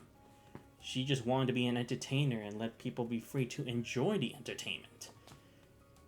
So I would definitely put her in B as well, because she was definitely also one of the few characters who really got fleshed out more into in Reverie than it did the other games. Grace, I mean, she's the information person. What really is there to it? I would definitely put her at a C rank as well. Probably not high. Yeah. Next up, again, I'm not going to do everybody from Crossbow, but at least the ones who I feel are significant in my own way. Cecil. Yeah, I'm definitely going to put her at least, like, C or B rank, because, like I said, this goes back to my idea where Lloyd wasn't always supposed to stick his neck out all the time, right? I hadn't initially thought that, because she was always hoping for Lloyd and everyone else's well-being. But when you take into account every time they get involved with a situation that always, like, decides the fate of Crossbell, it really drives it home how she was one of the few people who really cared for their safety and did not push them to have to save the day all the time, you know? It was kind of like that silent message you couldn't really see except if you read in between the lines. I mean, it's probably not that, but even so, it definitely drives home a bit more as well. So I would say she's B right now. Again, I'm only saying Agate's low B because I don't know much about it. Morale? Again, never interesting. I'll say she's a high B or high C as well. Because I love her relationship with Randy, right? Before they were just like trained in the same group as one another, but part of the same defense force. Then she started to develop feelings for Randy over time because she feels like since he joined the SSS, he finally got to show his true colors. He wasn't like always acting, you know? I like how she's the one who really broke through to him more than anyone else. Not like all the other times when he's just playfully flirting with every other chick in the game. Wait, Dudley. Alright, I'll at least do these three as or that and Hayworth as well. Then that's it. Dudley is definitely also I will say I get what Dudley's supposed to be. He's supposed to be like, I'm just fighting for justice and that's what really matters, right? Because if you're gonna have someone completely evil, you need to have someone who's like at least completely good. Dudley is Hijikata with a gun. Wait, who's Hijikata from? I don't think I know that person.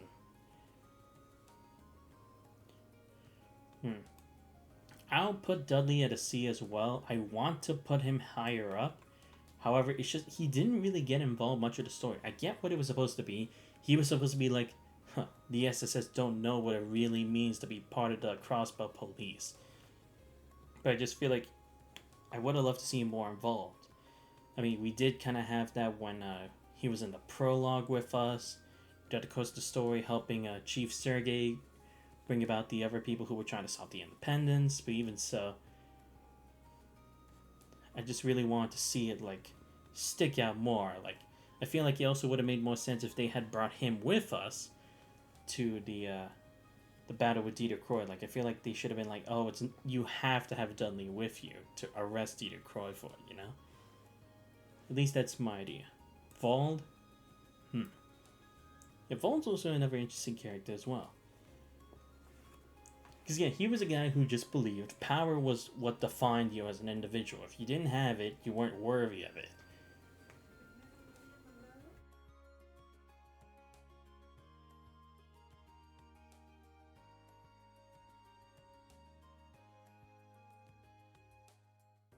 Sorry about that. There was noise in the background.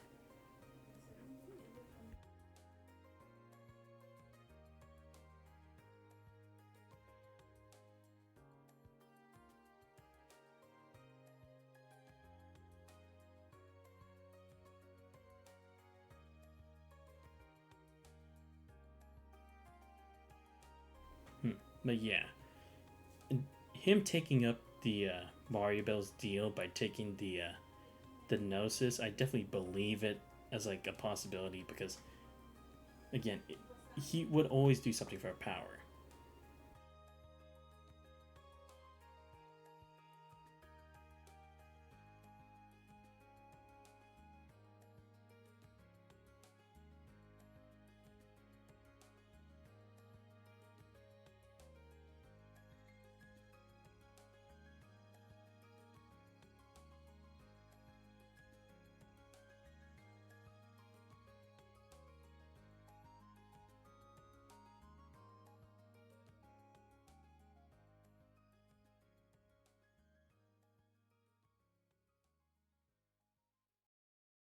This is my comeback. Start yours at purdueglobal.edu. Want to know why no one outbeats the Hut? 75.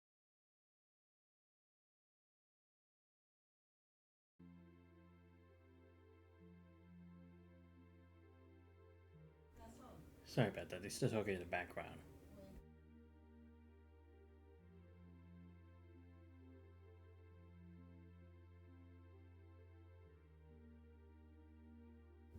Sorry about that.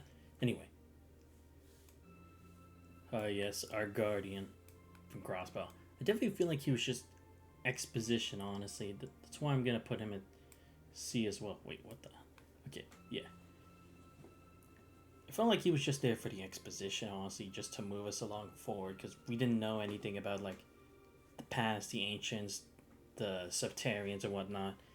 That was just his whole reason for being there. It was like Roselia, but didn't really take as much of an active part as much until like the second half of the second game. So I'm putting him there. Hayworth? I'm gonna put Hayworth at least mid C. My reasoning for it is because not only is he part of like Ren's history as well, it's also that he still, you could see he always was an earnest person. He always was trying to help people. He was always trying to do the best for Crossbow, but he wouldn't like stick like his whole neck out. He wouldn't like overwork himself to death for it. But he would do whatever was humanly possible as a businessman to help him out. Because at first I had doubts. I thought he was going to be like one of the evil guys or something like that. But no, he was just a generally good guy who always wanted to help in any situation that Crossbow faced, but was never going to like risk his life out for it. Except for when he was forced to by Erebonia when they made Crossbow people get on the front lines. But aside from that, I did generally like Mr. Hayward. It was always a great time to see him. Okay. I'm going to leave the other characters and just fill them in at random, probably off stream. It's because I don't feel like there's much to mention for their cases. So give me a sec while I organize all the people from Trails of Cold Steel. Because we are going to go through every single one. But I kind of want to do it in order. So I'm going to probably try to list it from the first 2 games to the last 2, starting with all the members of Class 7 and then later on leading to the rest. At least that's, I think it's fair to do it that way, hopefully enough. Just give me a moment while I do that. Again, this is going to take a while, but let me know you guys think I should change something in the tier list, or you guys think it's a fair assessment. Because I'd honestly like to take some opinions into account. You never know, I might be missing something. There might be something you guys see that I potentially don't, honestly. And that's honestly fine. It's not an issue to me.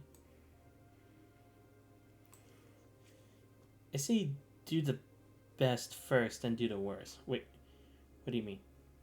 Oh, you mean like the best characters and then do the worst? I feel like I should probably go in order so then I get the oldest stuff out of the way. And then focus on the more recurring people. I don't know. I mean, again, that's just personal opinion, but who knows? Shit, this is gonna take a while, honestly. Now think of how many people there were going to be here. Goddamn. Seriously, this is going to take a while. Damn, how many people are we gonna have before we actually finish this? Jeez. I mean, the best of Class 7. Oh, okay. I got you. I was a bit confused what you meant by that, but yeah, okay, that actually does make sense. Wrong one. Seriously, man, it is hard to believe how many characters there are. But then again, it's like this series has gone on for so long, and there's just been way too many people involved in all of this, you know.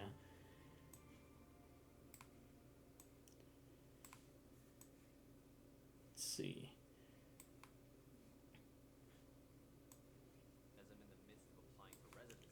My bad. Damn, I really hate it when the ads just play for no damn fucking reason. Okay, let's see. Okay, here we go. Damn. Like, seriously, I hate having to always, like, click and drag over and over for this. Like, seriously. Okay, here's another one.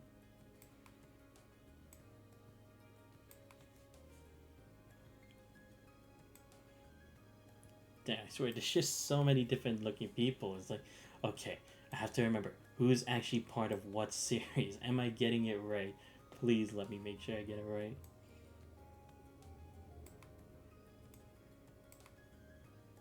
Seriously, there's just so many people here.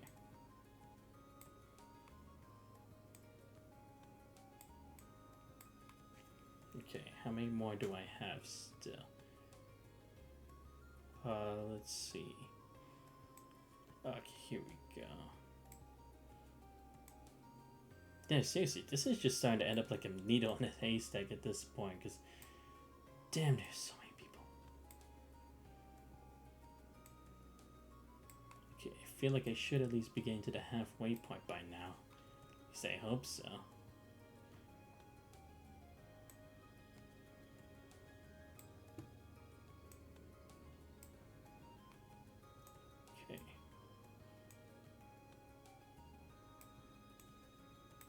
Alright, let's see. How much more do I have? I don't think there's that much left. I should be getting close to the end of it, I think. Or maybe not. I could just be totally out there.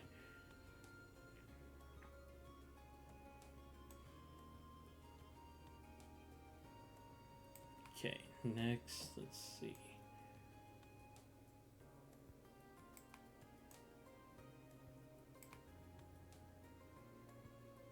Okay, missed these.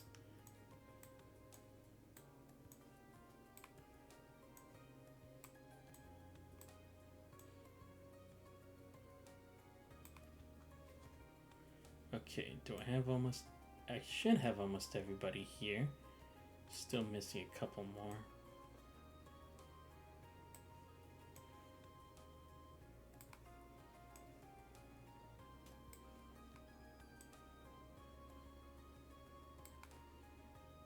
Alright, now I'm almost done. God damn. This is seriously long. But again, I'm not going to do every single one.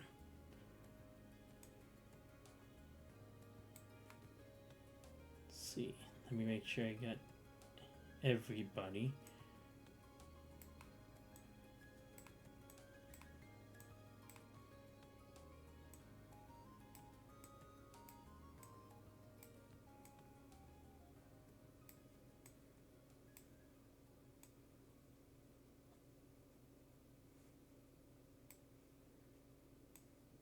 Okay, let me see.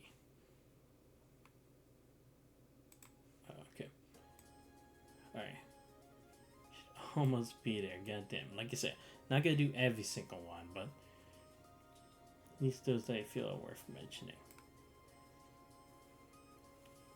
Okay, let me just make sure. I'm making sure by outlining all the looking pictures with the newer looking ones. So that's probably not going to help me as much, but it is what it is. Oh, okay, there we go. I think that should be almost everybody. Okay, let me just do one last look through the list, see if I missed anyone. Oh. There we go. I think that should... Okay, good. Now we finally got it. Okay. Yeah, so alright, I'll do this for you, UEF. We'll start with the first of the the best of the old Class 7 down to the worst. So yeah, first off, Emma, S tier. Let's not beat around the bush here. Definitely one of the best. She definitely has one of the most interesting backstories, even though it's not really spoken as of a lot. Because in the first... let's go over it. At the start of the game, she was just supposed to be the nice, studious girl who she's supposed to be questioned, like she's an enigma, you know? You wouldn't really know what side she's actually supposed to take. But then when you get to 2, you realize her fate actually ties into a lot of this. She's a witch at the Hexen clan, meant to lead Reen and awaken her to getting a divine knight, and then lead him to the fate of the rivalries and all these sorts of things. Her relationship with Reen definitely is the best. Because, like Reen UAF and I have seen throughout the course of the series, she's one of the characters who definitely cares the most about Reen for everything. Like, she's always checked for his health, she's done everything she could capable as a witch to actually provide him the assistance he needs and to make sure he's okay mentally and not only physically. And her skills definitely reflect that as well. Not only just being like an attack mage all the time, but like her skills are for support, because then her arts, you can just go full offensive with her. She also acts like a human being, or reenacts like a human being with Emma, Michi, and Marianne of Cold Steel. Oh, I can definitely see that, honestly. Alright. So next, for the best of Class 7, it's gonna be our boy Reen, you know? Yeah, Reen is definitely an interesting character. I mean, obviously he should be but the protagonist, but I like the idea. It's supposed to be like, he's supposed to look like the typical anime protagonist, but there's a lot more that's tying into this, especially since this is a more European-esque setting in this series. what with the 8 Leaves, 1 Blade school, having a hot spring over in Ymir, and him being a new student that didn't really have any connections directly to Erebonia itself.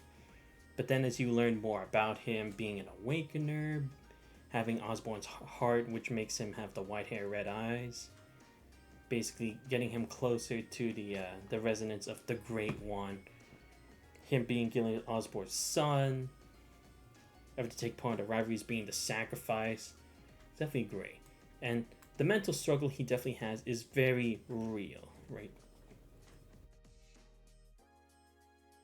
Like, you should be feeling that from him. Like, he's actually going through all this. It's not that stuff he can just push away just by having the power of friendship and shit.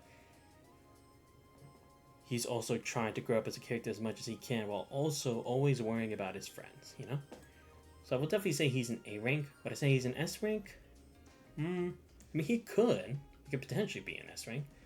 But I feel like for me, his growth does get a bit more stunted than Lloyd's.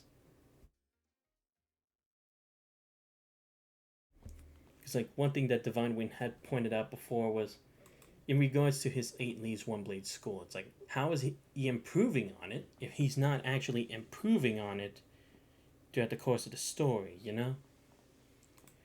Because it seems a bit unreasonable that he's already becoming better at it when he's not training, he's not learning anything new. I feel like they're just doing it through progression as time passed, you know? I feel like if we had seen a bit more of that as well, he definitely could have been an S rank. But I think at least for now, throughout the course of the series, he's definitely an A rank, at least one of the best characters. I mean, how do you improve a martial art in a JRPG compared to an anime outside skill game? No, you're right, that is true. To be fair, that is a fair point. It really is kind of hard to do that kind of thing as well, but alright. But yeah, I still think A is at least reasonable. I mean, again, I could put him in this rank. Let me know what you guys think, but I think A is at least good. Because I feel like at least his going from downhill all the way to up, it definitely is. I feel at least a bit more when I think about Tio's than compared to Reen's, and that's another factor as well. Because that's also part of the growth aspect, at least to me anyway. Okay, so next up, we want to do the next best of Class 7. It's gotta be our homeboy, Jesus. Definitely a interesting character. Not only is he one of the 4 great houses, House Alborea, but also the so-called bastard son of the Alborea family, even though it's the reverse. And I find it interesting that it's the reverse, that he's actually the true son and Rufus is the other one, but because of how much Rufus has been able to show, he's treated more with authority and respect than Jesus does. Also, the worst in new Class 7 is... Okay. Yeah, like it's... Alright. But yeah, I'm gonna start with all the old Class 7 first.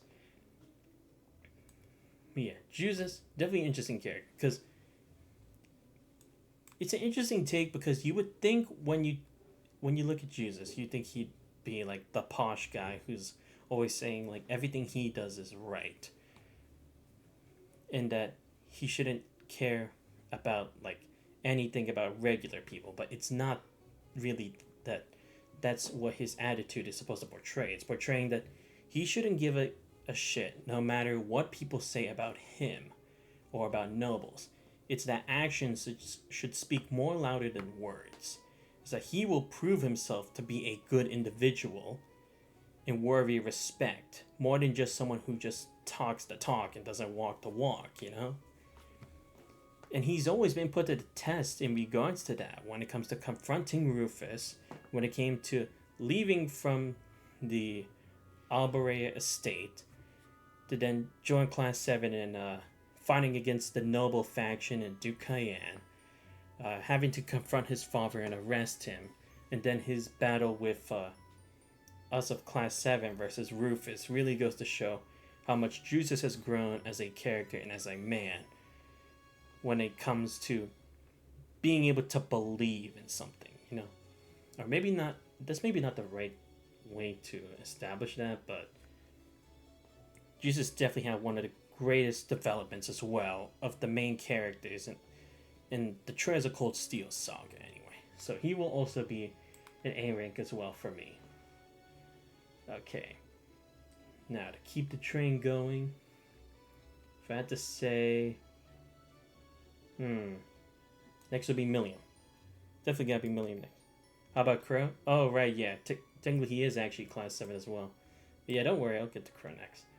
Yeah, Milliam, definitely a great character as well. She's she's one of the few outliers of the class, the new transfers, being an Iron Blood, being a homunculus, really just goes to show how unique of a character she is. But she's not letting it get too far over her head, you know? Because it doesn't necessarily have as much effect as to her actions, doesn't cloud her judgment when it comes down to the nitty gritty. She's actually like always trying to help her friends, even if it means potentially betraying Osborn at times, and it just shows that she's really come to care about her friends throughout her enrollment in Thor's, even just outside of Thor's when she's back with the old Class 7 homies, and then her relationship with her and Altina, just really great as well, honestly. So yeah, Milliam's also got to be A as well. And then we got Crow. Definitely another unique character because he goes from being, you think he's good, but he's actually the bad guy in this case. Like, he was our main foe throughout the course of the first and second game, being C, the leader of the, I think it was the ILF, right? The Independent Liberation Force or something like that, if I remember. One of the few people who cared about him, yeah. He was also someone who really wanted to do what he thought was right, because from his perspective, Osborn was the true villain, and it makes sense. He had crushed everyone in his way, and his grandfather ended up being one of those people. He was shut up politically, he was humiliated, he was mistreated about the situation when all he really wanted to do was to do what's best for Jirai. And the fact that Crow had lived for that very purpose until he had met Toa, George, and Angelica, where it's like he started to shift towards not believing that to be the only reason for it. It was an interesting take. And even him trying to lead on Class 7 to come up to fight him, it's like, you don't understand what I've been through. You need to understand what I've been through so then you have the right to challenge me, right? Not necessarily in the sense that you're not worthy, but in the sense that you need to at least grow. You need to understand. You can't just be these sheltered kids forever. You need to at least walk in my shoes. And then him being a very important character in regards to 3 and 4, now coming back as the Azure Siegfried. I will say, I did find the Azure Siegfried part a bit lazy. Like, in regards to him joining the enemy, because you're saying, like, the mask basically controlled his personality to make him conceal his memories. I mean, don't get me wrong. We've seen it in action before from Weissman doing that to Joshua. So it's not that I didn't find it believable. It's just that I just thought it would be kind of a bit more of a constraining reason, like physically, for why he would always go up against us, right? Like, not necessarily anyone holding someone hostage so that he would have to, but at least for the sense that he would go for the same kind of idea again. I wouldn't mind if Crow and Milliam died again after Close to 4. No, I definitely get what the point of that is, right? Because, like, it's supposed to show that not everything should be solved for a happy ending, right? Because that's the problem, I think, that Close to 4 or Cold Steel kept running into. They kept trying to make everyone end up seeing good and that everyone would get a happy ending. But it can't be the case. Like, you're going to take reality into some situations and some decisions. You need to at least do that for the remainder of the series as well. You can't just always try to make a nice, happy solution for everyone. But even so, Crow challenging Reen to see if he had what it took to actually face everyone else, like Rucker, Aryan Road, Rufus, Cedric, and Osborne, was definitely a good thing, because I definitely didn't believe that Crow would just like immediately accept joining Reen in Class 7 to stop Osborne. Because he needed to show again it's not that simple to solve a problem. I feel like he's probably one of the more realistic people in regards to like understanding the consequences of one's actions and such. Okay, next. I would go with... I guess I'll go with Sarah next. Don't get me wrong. It's like, look, personally, I just like Sarah as an individual, okay? That's just how it is. And I'd go and say she's for everyone. Stuck there Class 7. Purple Lightning, A-Ray Bracer. I do kind of wish we kind of got a lot more in regards to her, like in her Jaeger days. Because even if she talks about it, you don't really get much of the feeling as like how she ended up there. Why did she continue with it and then join the Bracer Guild? And it's true, it doesn't really hold as much weight as it does for Randy's story, right?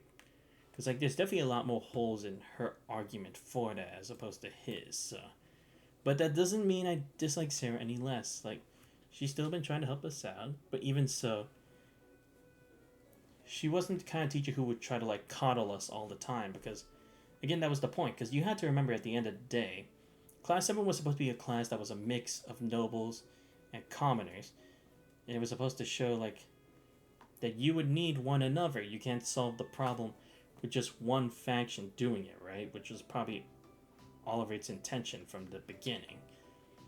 And I'm glad she kind of stuck with that, because sure, you could say it was just her being lazy, but at the same time, it's like, they would need to grow, because in the end, they're preparing to be in the military. You're not going to be given comfort when joining in the military, realistically. That may have been the current situation in regards to the nobles in the military, but that wasn't always going to be the reality forever. I'm glad it's like that party at least stuck with it. So I would definitely at least put her in the B rank. I would put her possibly above Wazzy. And again, I'm not just only saying this because she's the love interest for Reverie, okay? This is how I actually view it. Alright, so next up we have... We'll go with Elisa next. Definitely has a lot more involvement over the course of the story, while with her being a part of Rhineford group, so they're always going to be involved anytime there's war. Blondie is a niece that gaslit her mom, yet took her money. But she over relies on Reen and says she'll change, but keeps doing it and messing with his head. Yeah, I will admit, Elisa's character seems very, very, very dependent on Reen. Lisa and Jesus delegitimize Elisa as a character. True. But it's like, at least they stuck with the idea that the Rhineford Company would have to be a big center of attention in regards to the story because, again, all the time, technology is always going to be necessary in regards to warfare. And then that was always going to be the part. I mean, I get it. Like, this doesn't necessarily mean, oh, okay, she can't excuse this. But at the same time, it's like, but that's the business you guys are a part of. The moment they revealed that Black Alberic killed Emma's mother and that anyone could be Black Alberic. Yeah. I will at least put Lisa at a low B. Because, again, look, I fully understand. The thing is, you could just devote the Rhineford stuff to Emma and the Orion sisters. I mean, I don't really see it working for Emma because the Hexen clan's supposed to be as detached as they are. Because they were literally supposed to be, like, almost no one was supposed to know their existence. I mean, the Orion sisters, I get it. That part at least would have been legitimized, but I don't think it would have for the Hexen clan. Especially with the presence of gnomes. And it's like, you always know how gnomes are supposed to be in stories. They're supposed to be like blacksmiths making weapons. You make Franz Rhineford the head of the company, Black Alberic, then yes, you can. I guess so. Alright, so let's see. Who should we go to next?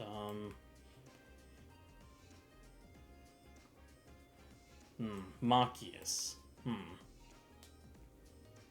Lisa basically only exists to be. Just okay. Yeah, Machias. Yeah. I mean, look. I at least understood like his bonding event with him and the person he viewed as his oldest sister, because she was wronged by nobles. She was robbed of her own happiness. It ended up affecting him as well. Don't get me wrong. I completely understand it, but that doesn't necessarily, like, I get there has to at least be one person who can who discriminates against nobles. But even so, it's not like he really did anything to like prove that otherwise.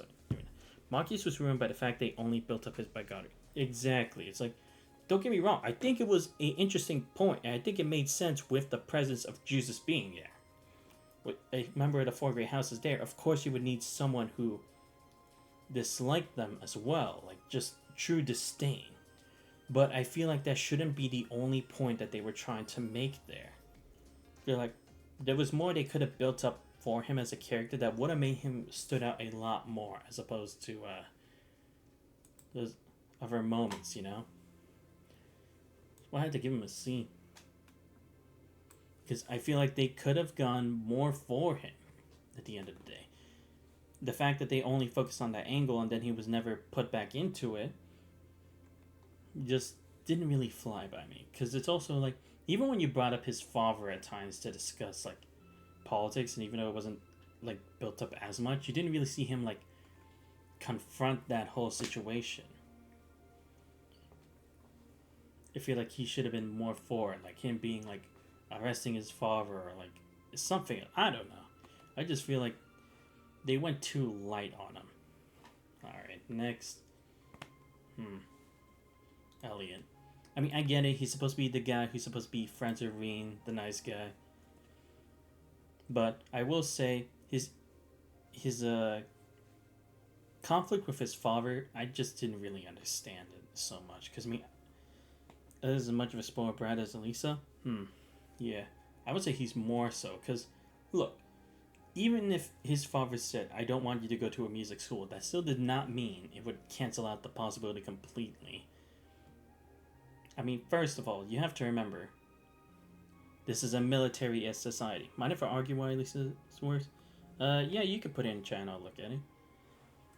But yeah, in regards to Elliot, it just wasn't present. Like, you didn't see him like throw away all his instruments. You didn't see him break everything or tell him to never play music in the household again or anything like that, because it was his attachment to his mother, at least if I'm remembering correctly. Even so, you didn't see anything to that measure where it's like that conflict was real. It just felt like only like the one argument that you have with your parents, and then you just, after a couple days it gets better, you know? That's all it really felt like, because the issue was really resolved in like a couple days. It wasn't something that was like too dramatic or anything. It wasn't like taken to an extreme, and that's what I'm just confused about. I mean, again, like I said, don't get me wrong.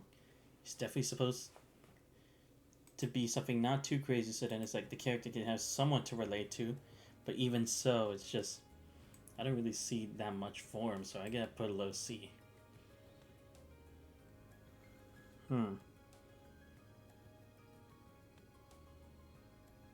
Yeah, I see what you mean, Rev. Alright, next. Issue more for talking like this. Ellie at least gets called out. True. Make a fair point there. Alright, we'll go with Laura next. Laura. I mean, look.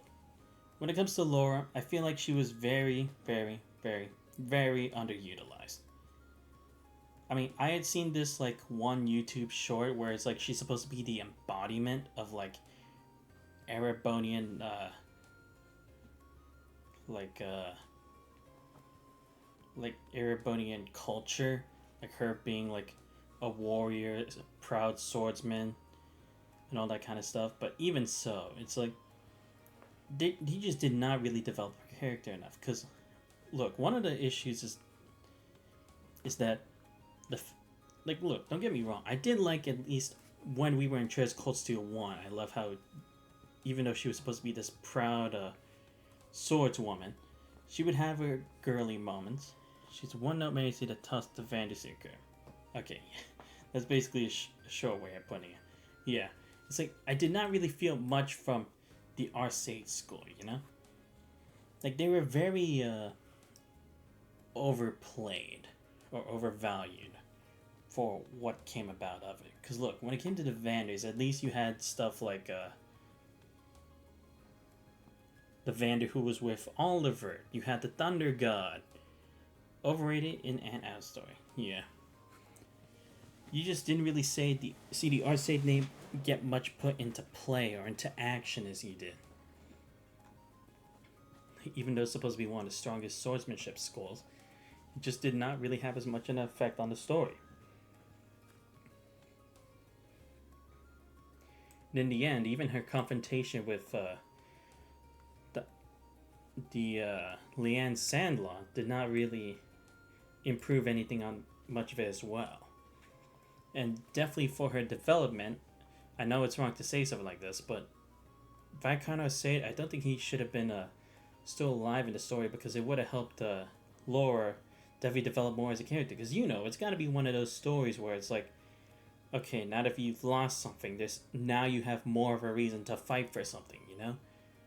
There's got to be some loss for some gain. It's tough, but it's the truth, okay? Deal with it. Vanders get screwed over because of her. Yeah, the Vanders did not get much of a spotlight as it did. They were definitely more over-glorified, even though they didn't have as much accomplishments as the Vanders did over the course of the story. Like, over the lore and stuff, so... I'm also gonna put her at least as a C, because they're definitely worse characters. Next up, Gaius. Dude, what were... I'm just really confused as to what Gaius was supposed to be, like... Let's go over the fact that even though he's supposed to be a foreigner, he did not really act like it at all. The only time it really did were two occasions. One, when you went into his room in the main campus at the dormitory.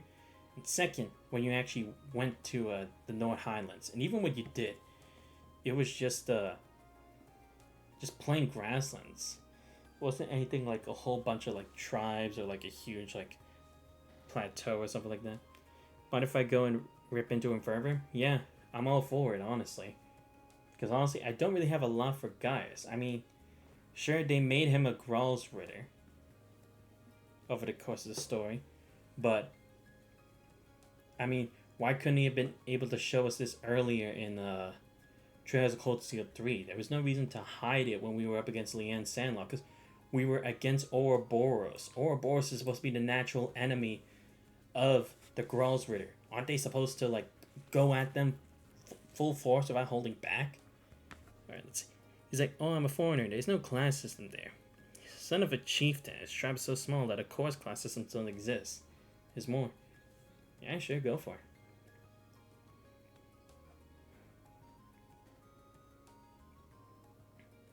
But yeah, like I said, I just don't really see much of what Gaius' character was supposed to be for the game, honestly. I feel like they just put the Gralls Ritter thing just to make it more relatable to the situation, especially when I think Cold Steel 4 was the most active Ouroboros had been over the course of the series, considering how many members were a part of it. So the least helpful Dominion and held back for no reason. Unlike Emma, he was as useless as a supernatural guy. Even Reen points this out. Reen of all people calls him out. Exactly. So yeah, I'm putting him at D tier. At least Abbas was coming to help out in Fleet of Merkaba at the time. And then the last we have Fee. Yeah. Dude, I just don't really understand. Like, Fee's was definitely the worst of the mercenary families kind of thing. Because it was, at one point, they're all about family, but at the same time, it's like, but you guys are mercenaries. Aren't you supposed to just be mercenaries? Like, they're trying to play it off as if all her actions didn't mean anything. Like, don't get me wrong. You could potentially make the same argument for Ren as being a member of Ouroboros. But it's like, those adults continued to teach her about that kind of stuff, and she was just for it. Ren, she had no choice because she had seen like she had felt she had been completely abandoned. So I had to give a damn about Nord compared to Crossbow, not just because of the fact Crossbow had 2 games, but Nord is an empty patch of grass with almost no people living there. Crossbow is a small state pack between 2 of the most corrupt superpowers in the world. Exactly, it's like Nord Highlands doesn't really have any rep to actually make an impact on the world, honestly, except for just more place to build more infrastructures for war.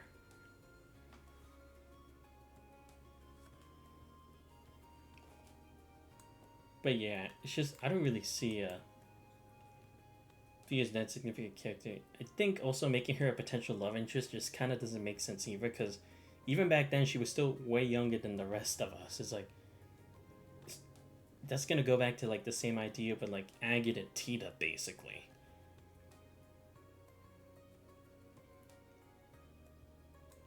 So definitely had to put her F, honestly. Because honestly, I didn't really find that much interesting for Fee either. The only thing that really was her saving grace in the game was her being a dodge master. But aside from that, there wasn't as much. Alright. So that out of the way. Let's go with the new Class 7. Oh, my bad. We're the wrong people. Damn it. Give me a second.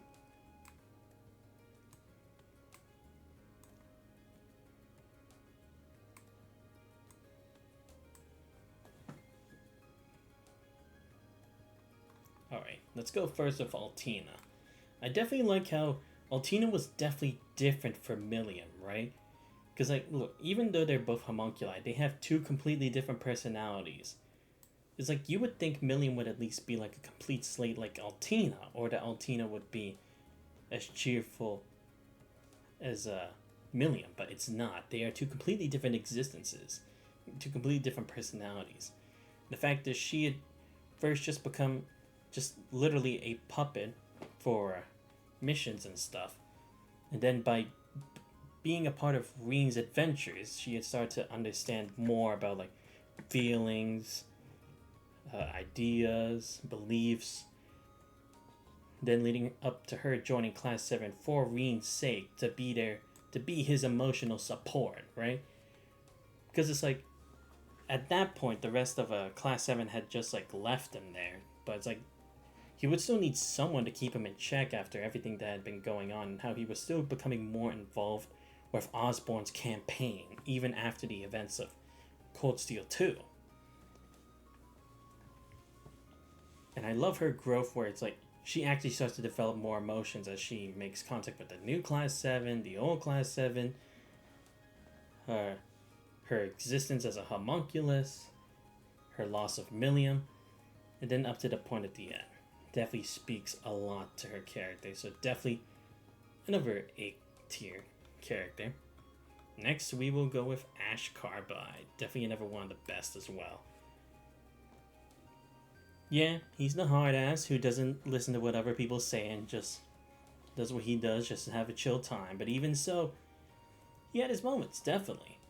Being another person from Hamel, the fact that it was clouded up by Osborn's arrest as a contract with Liberl, him becoming a sacrifice to then start the war.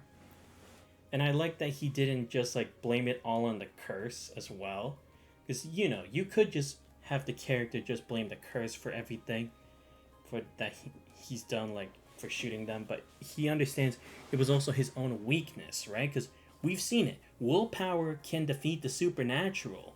We've seen Rossi power through the Gnosis and all other kinds of shit. So it's not that it's not possible, but it's just that Ash wasn't strong enough in character because he always had those lingering thoughts. And it makes sense given the place he was raised after, and after seeing all these truths being hidden because of Osborn. Definitely speaks more volumes than a lot of other characters. He's definitely another A. I'll put him by Joshua for now, because again, I don't know, Joshua and stuff could be an S rank as well, but I honestly have no idea, but I think it's fine. definitely works.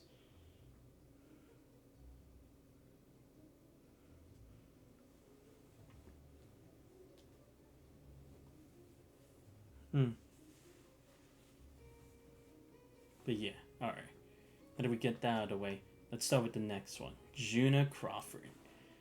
Definitely another really good character as well.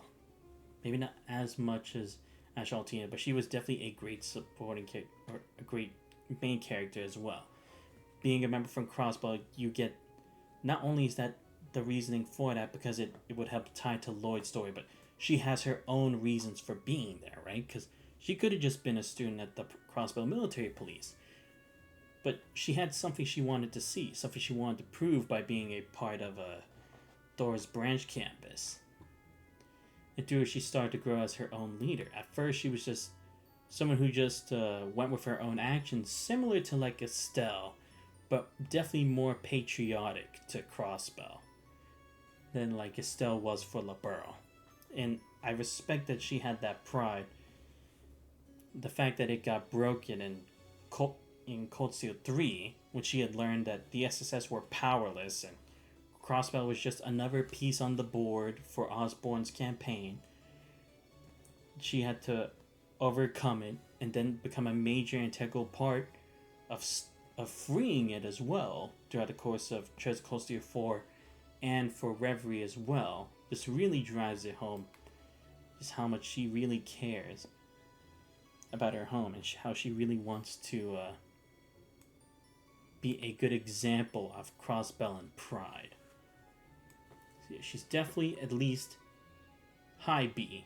Definitely, I would put her above Ellie because Juna, she definitely has way more moments than Ellie.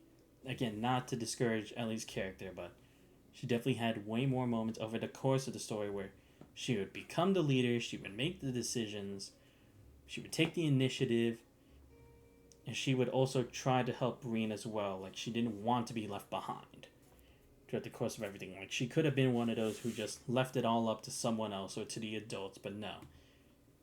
She needed to prove herself as well, or else everything she had done would have meant nothing. Next, Kurt. Man. They really didn't do him justice either. Kurt was ruined by the existing RSA, but the least offensive of the new Class 7. Yeah, definitely. Like, don't get me wrong, Kurt's not a bad guy. It's just, I wanted him to get some more out of it, you know? I feel like Reverie, that small, like, start of the first act in Trails into Reverie, was what they should have done over the course of Cold Steel 3 and 4, you know? It should have built up his character, built up his confidence more as a strong swordsman. The fact he had to confront his father about it was definitely a great opportunity as well, because it was definitely something he should have surpassed. I mean, I know you could say they did the same thing for Laura, but back then Laura had the whole of Class 7 with her as well. But when it came to facing his father, it was only him and Reen versus him. And that was still a tough fight. I did it like 3 or 4 times in that one, dude. And again, it's just he was probably the most downplayed of all the Vanders in the course of the story. Like, don't get me wrong, he was a main character. We did have bonding moments with him, but they didn't give him moments to shine. Like, I feel like he should have been the one with more to show against Leanne Sandlot being a Vander than Laura Diaz and Arcee, because she already did that when she had her fight with her father. I feel like it made more sense for Kurt to potentially have that role more instead. But at least I do like how his relationship with Cedric was real for him. Like, he really did want to be there for him, but he was powerless at the beginning, and he needed to gain this new strength to finally catch up to him again, to finally confront him. So I will say that Kurt is still a B regardless. Because his relationship with Cedric, I think, really saves him, you know? Really puts more nuance onto things. And then there's Muse. I mean, I just feel like Muse, they really should have fleshed out her character more. Heck, maybe if they had even made her in existence known in Treasure Cold Steel 2, maybe she would have been more fleshed out. But it felt like that wasn't really as much of the case in regards to in Cold Steel 3 and 4. Because they made her as like this genius, like she easily should have been able to handle against Osborn, but she's like Luge is also how you don't write a super genius. Oh, I can predict everything. Yeah, that's the thing. It's like if she could have easily predicted everything, then it's that she would have been able to see like what Ash had been doing and all that. And it's like I understand like possibly those faults are supposed to show that okay, she's still immature in those regards, but even so, it's that I really think it should have been like you either have it's like she's really smart but she still misses the mark, or just that she wasn't, but then she would have her moments, you know? I feel like those at least speak more to her age and her character than it would have been for like being on one very point of the spectrum to the other. She's so uninvolved in her own that you could replace her the role with Aurelia Mateus. No, I definitely agree. Definitely would have made more sense if that was the case. So, gotta put music as a C. I mean, I at least respect the idea that yes, she would have been with Vita because Vita's also like a prodigy child herself, so it would make sense that she would take her under her wing. But I don't know. I just feel like music. They should have done more for her character. Okay, next up we have the rest of the supporting cast of Treasure Cold Steel. Toa. Yeah, I'm definitely giving Toa a B. And my reasoning for that is Toa is a really great character. She's probably another one of the most down-to-earth characters, just like Noelle. She may not be the strongest, the most powerful, the most magically overpowered, or super genius type of character, like a couple other people, but she was always doing what was humanly possible to help out her friends. She always had. There were times where she had doubts in herself, when she was worried about other people, when she was also trying to protect or trying to help out Reen because she knew he was always having issues as well, but she always wanted to support him as well. Just Toa was a great upperclassman who was always looking out for her underclassmen. She knew she wouldn't be able to like rope them all in, like being able to like keep them in line, but even so, she would always do her best to be part of it, you know, not to let them go on their own, to leave them to their own devices. So I would say she's definitely at least mid B for me. Okay, Angie, yeah, I definitely put her in D, because yes, she's part of House Wagner or whatever, but I mean, there's only so far you can go with the cool looking girl attracting other girls, you know? Like, there's only so far you can go with it. They really went in hard with Angie. And I feel like the only reason they really made Angie, like, in this game was to give a different, like, martial arts user that wasn't in swordsmanship, similar to, like, Xin, but they needed someone else. But they just wanted a more unique personality. But even so, it's that I did not really feel like that to be the case. Like, I feel like the only time she really had any significance to the plot was when she tried to take down her own father, but it had less weight than Jesus's did, considering we saw how much their relationship was just was more fleshed out. So yeah, that's why I would put Angie there. George, I would definitely say the same too, but I would at least say a bit more than Gaius. Like, he was an engineer, member of the Gnomes, undercover the whole time. But even so, I would say probably the one thing that really ticked me off the most is like his redemption. Like, again, it goes back to the idea that I don't think all characters should just be redeemed, or even so, not that easily, you know? Like, there should at least be multiple actions, at the very least, if you were trying to get him back, you know? Because in the end, he still, even if he didn't kill Oliver and Viscount Said and Taval, it was still a attempted murder on the royal family anyway. He still joined Ouroboros. He was working together with Osborne or Ouroboros, knowing this. He dug up Crow's body for this. It's like, I feel like at the very least, it should have been like, he needed to do more before they would actually forgive him, and then probably in the later course of games, after he helps out more in some way, shape, or form, then he could have been redeemed. I don't know. That's just me personally, if they ever wanted to redeem him. Alright. Next we got Alphen. I definitely want to at least put Alphen in the B as well. Because she's another, I think, supporting character as well. Has also been worried for Reen as well. Similar to like that of Elise, but in her own way, especially since she was the royal princess. She did at least take more action in regards to Cold Steel 1 and 2, or in Cold Steel 2 actually, by trying to maintain the country in her parents' place.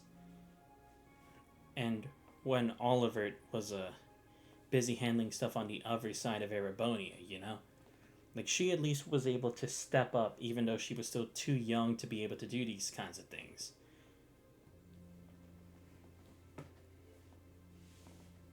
And then, I'm just saying, like, sure, she always had to be rescued, but even so, there's still moments where she's at least ever helped us out, like, or she actually asked if we were okay and cared. So that's definitely why I put her at least at a low B rank. Elise, I will also definitely say she's probably there as well. I would say a bit lower because her relationship with Reen did get at least a bit too, I wouldn't say raunchy, definitely not, but definitely got a bit too close for comfort than at least it did for Alphen. Muses was just way over the line, but I mean, don't get me wrong, I definitely, like, I know the idea is that they're not related, but it's like, even so. But she was still also another emotional support, but I mean, that makes sense. She's her family, after all. That's why I'm not going to put her as low as, like, I would have for Muse and, like, some of the others as well. But I felt like she was definitely also another case of just, like, having to be rescued all the time instead of taking more initiative than it would for some of the other characters. Alright, so next, Claire Revelt. Definitely another interesting story. Yeah, I will just say at least, in Cold Steel 3 and 4, she definitely got screwed over. Like, I get it, she's an Ironblood. I know. After the entire issue with the Revelt family falling apart because of her calling out her uncle for the death of her mother, father, and younger brother, she definitely at least deserved justice. Don't get me wrong. Up to that point, and for Cold Steel 2, with how much she really tried to help us, I really loved her as a character, and I wish she was definitely one of the relationships we could have potentially had in Cold Steel. Don't get me wrong. But I will say, it definitely was a bit hard to see Claire be a part of Osborn's thing, knowing it would kill either Altina or Milliam. Like, I feel like, at least after I'd gone to that point where Milliam had died in the place of Altina, she would have at least joined us then and seen it as wrong. But the fact that she still continued it, definitely something that is kind of weird. But even so, it's that I feel like she would have been a potential better candidate for using a Divine Knight. Like, she easily could have been a more suitable role than Leanne Sandlot, for the fact that she was also trying to do the best for her kingdom as well, or for her home, in regard to, like, security and stuff.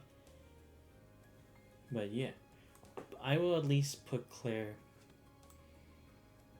low B as well, because like I said, I wish they had done more for Claire, but she makes it up for 1 and 2, and how she still tries to confront us in 4.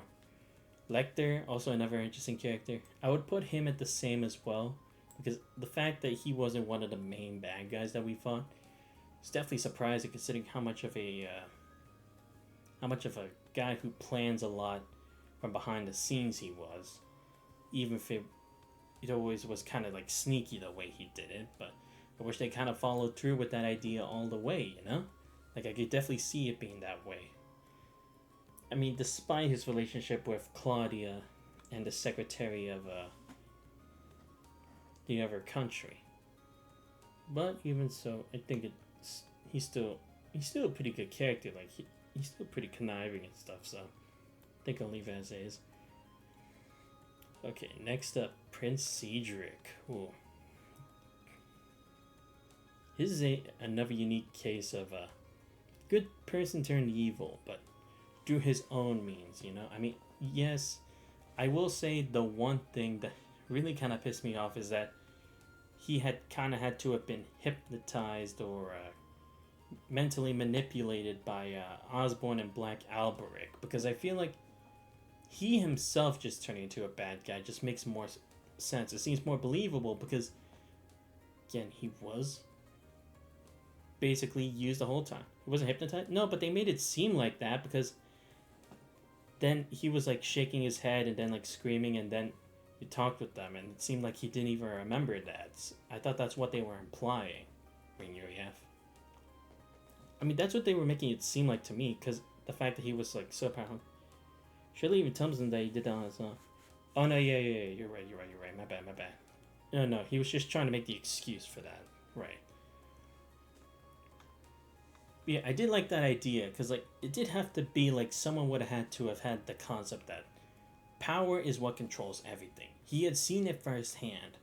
The power that Cayenne had with his connections got the noble faction ahead of the game. The power that Osborn had let him control Erebonia. The power that Reen had led him to be able to stop the Civil War. And the fact that he felt like he was completely on the other side of the spectrum, then had to actually make up for it in his own ways, no matter what. It's definitely an interesting take on the situation. So I would definitely put him up there as well on the B. I would say probably more so. Will I say more than Rossi and Dieter Croy? Because at least he's joining. Because like, at least he joins Ouroboros and he knows he can't forgive himself, and he shouldn't be forgiven for what he's done. You know, because he easily could have just. They could have just done the same thing they did for the other characters and made them redeemable, but no, they decided not to do that. So this was the best way to go about it, and I think that actually is better for him, you know? Because he had ended up letting the situation escalate to the way it is when he could have stopped it at any time. Yeah, because it's not like he's anywhere near evil like Maria Bell, but yeah, I think that works. Okay. Alright, not bad. We're getting a good part of it done. Okay, Aurelia Le Guin. She's definitely a great character. Dude, she lives up to her title as the strongest. We played as her. We fought against her. She's definitely one of the most true to herself characters, and definitely one of the best, like, knight chivalry-esque characters in the series of Cold Steel. Like, without a doubt. Like, going from being a general of the noble faction's army to them being part of Viceland army, she's always sided with the most logical reasoned side for the sake of Erebonia. We've seen that time and time again. It's similar to the like idea with Noel, but more as like a soldier / knight's pride more than just like patriotism. At least that's what I feel is the case. I feel like if we had confronted Aurelia a bit more in Cold Steel 2, maybe I would have seen a bit more of it, but she's definitely up there. Alright, Roselia. I would put Roselia in the C tier. And it's definitely because... Look, wait. What? Oh, I didn't even click her. I'm such an idiot. But yeah, is that... Look, I get it. She gave a lot of her power for other witches to be born for the Hexen clan, but even so, if she still had all that power, surely she should have been able to do a couple things outside the workings of Class 7 to make sure the situation didn't escalate the way it did. Like, confronting Leanne more about the situation as to why joining Ouroboros and stuff, or helping us during the Civil War, or heck, even helping us more in Cold Steel 3 before it had escalated to the point of no return at the start of Season 4, or Part 4. But the relationship she had with Emma's mother being her student, her raising Vita and Emma,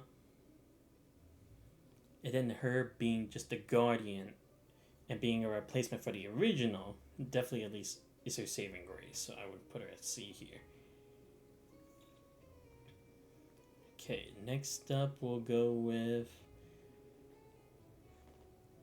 Oh, the Hexen Clan. Celine says massively low rank. Nah, agreed. Celine, I would definitely put at...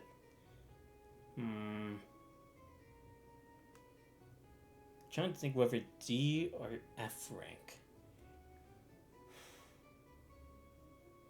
You know what? I'll put F because... Look, even if you were to say she was to help regulate Reen's power, it's like she didn't really offer much to the table anyway, aside from that, or like telling him about the spirit path. Like, it could have been like, after she had given the advice, she could have like no longer been a part of it. There was no reason for her to like stay for it. And definitely did not have as much impact for the plot going forward, aside from the fact that she was Emma's familiar. But even then, she didn't even act like a familiar. She was just acting like her own self, just doing whatever the hell she wanted. Like when it came to endangering Elise for the sake of awakening Reen's power. When it came to getting Reen to ignore the fact that his friends were missing just for the sake of being a divine Nightwing. He's an arrogant Karen boss who acts all big but needs subordinates to keep her in check. Exactly. So yeah, I think that's why I put it there. I would say like potentially she's slightly better than Fee because it's like at least it was her character from the beginning and they didn't like do so much. Hiding it for Emma for no reason other than to gloat at her. Exactly. But I would at least say she's better than Fee because like at least she's like that from beginning to end, and it's like it's not really much that's supposed to be like to the point of like making her more endearing like they tried to do for Fee and that it failed. Alright, next. Oliver. Dude, he has to be one of the best characters in the whole series. Without a doubt. I would put him above... I'd put him right next to Reno's. And then Wands when she's put through the kind of shit Emma has been put through for years. Oh god, seriously, these ads never fucking end. I mean, it could just possibly play no music, but at the same time, kind of boring, you know? But yeah, Oliver, definitely one of the best characters throughout the course of the series. Like, he's always been looking out for everybody. He's not just only about... Crazy how the S rank has so few people. I know. Or should I... No, you know what? I'll put Oliver at the S rank because he's always been a part of something big. Because even after being a part of a... What was it called? Even though he wasn't supposed to be like the true son to the Arnor family, he was still a big part of it as well, and probably was the most like he had the most merits out of all his siblings over the course of the series. Like he had helped LeBurl during the gospel plan. He had at least tried to give at least some advice and stuff and a heads up to the SSS during the Zemurian Trade Conference and his formation of Class 7, helping them behind the scenes even after losing the Crimson Wings. Like, he had always done stuff to try to oppose the strong and oppressive, you know? And always being able to one-up Osborn in the end, even if not being a complete victory, just goes to show how much of a great character he really is when it comes to making plans, to executing them, to getting the right people, to getting the resources, and being able to put it all into action so well as well. Like, don't get me wrong, the Viscount I said, not that, like, of course that's one thing, but like, Oliver, he was definitely someone that they would have needed, because again, they would need a capable leader to stop Osborn, and they weren't going to get that from Muse. And with Cassius, it was only going to be a war, but again, it wouldn't be that simple. It's not the way Cold Steel rolls.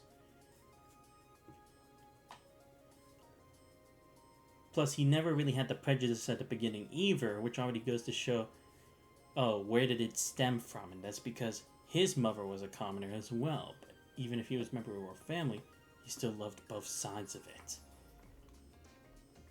So yeah, that would definitely be from me. Alright, next up we'll go with Rufus Albarella. Definitely think he needs to be talked about the most, especially since he had a major impact in the Trails into Reverie. Alright, so let's first... Amazing antagonists, yeah. Let's start with everything we know from 1 through 4 first before we get into Reverie. This guy is probably one of the sneakiest, cunning characters of the entirety of the series. Without a doubt. This dude, he always went with the smartest choice is the optimal choice. No matter what. Even if it betrayed people, the expectations, smart as the enemies, exactly. Like being able to outwit everybody, tricking his father behind the scenes, working together with Duke Cayenne, betraying him, being the Jade Rook, controlling Crossbell, netting the SSS, then becoming a Divine Night Wielder. This dude was always steps ahead no matter what. Definitely one of the truest villains in the sense, because no matter what, as long as he achieved his goals, it didn't matter if it was morally right or wrong. He always stuck to that belief of victory, always proving who was right. Now, that is in the case of 1 through 4. Now, let us talk about Reverie. I get what they were trying to do with making him C. But I feel like if you had to choose between him and Cedric for a redeeming arc, it definitely would have worked more for Cedric. I discussed this with Ream UEF and Divine Wing on stream multiple times that it would have worked better. But that was them bringing it up first. I'm not going to take credit for what they said. I'm going to say we talked about it, but they were the ones who started it, and I completely agree, honestly. I feel like it would have made more sense then, because for him, it would have been the best chance, because he was misguided at the time with his own ambitions, and then down the line, it would have been better if he had made up for it, because he was stuck in, like, that deep hole of depression after everything. I feel like that would have worked better than Rufus, who was just inherently evil. Also, Helmut Albarella was a great antagonist because he caused so much trouble in this thing. Exactly. It's like, I feel like following that trait, Rufus would have been better just sticking as a villain at the end of the day. But, don't get me wrong, they still did a pretty good job with him being a not necessarily a good guy, but a third-party option. But I definitely thought the role would have fit more for Cedric. And just having just an android of Rufus was already enough for the game. But that's just my personal opinion anyway. But even so, when you take it all into account, regardless, Rufus still one of the best characters of the series. I would definitely put him up with Weissman, at the very least. Yeah, maybe if I like this, yeah, okay. Surprised you said so high, man. No, I did it because it's like, it's kind of the fact that, like, unlike the villains who tried to get redeemed in Reverie, in Reverie, Cedric still ends up with Ouroboros. So it's like, he at least accepts the idea, what he did was evil, he is evil, and now he has to accept the consequences. He's not just trying to dodge it. He's not just trying to make excuses. That's why I put him so high up. Because like he's one of the few villains who accepts that responsibility of turning to the dark side, you know? Because in Cold Steel, they do not completely live up to that idea. Unlike they do in Trails in the Sky and the Crossbell stories. That's why I put him up there. Because he is one of the only good antagonists and they don't pretend he's a good person anyway. Exactly. Thank you, Reverie, for emphasizing that, or reiterating that for me. Alright, next let's go with Nightheart. I mean, he was just a soldier of a man. That's basically what it is. He always did as he was told. He would give advice to us, but he always made sure we understood what it was to be a soldier. I'm glad we have similar opinions on Rufus, man. I have a hot take. I liked him better being Scum. Exactly. Now, I agree. We agree with you, Divine Wing. He's definitely better as one. But even so, he's still a really great character in general. I don't know how that's a hot take. Exactly. It's true. You don't gotta worry about that, Divine Wing. Yeah, if I had to put I would put Nightheart at least as a C, because he was at least the one person who helped us actually trying to teach us the military side in school aside from everyone else, and was still like that even after. Divine, we want to hear weird take I've gotten from people, says Ring Urief. Alright, Craig the Red. I mean, he was strong. He was a man. I think, like, similar to General Van, he was definitely someone who was a man who followed orders. Shows how much he stuck to tradition. And I think that's fine as well. So I'll put them in the same grade, because there's not much difference between. Well, how can Weissman be one of your favorites? Such an awful person. Yeah, he's a great villain. Yeah, true.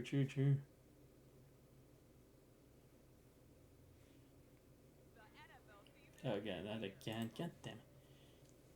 Are you guys okay with the music, or do you want me to just, like, turn it off? I don't have a problem with any. And his character flaws was how evil he was. Joshua and Cassius even used that against him. Yeah.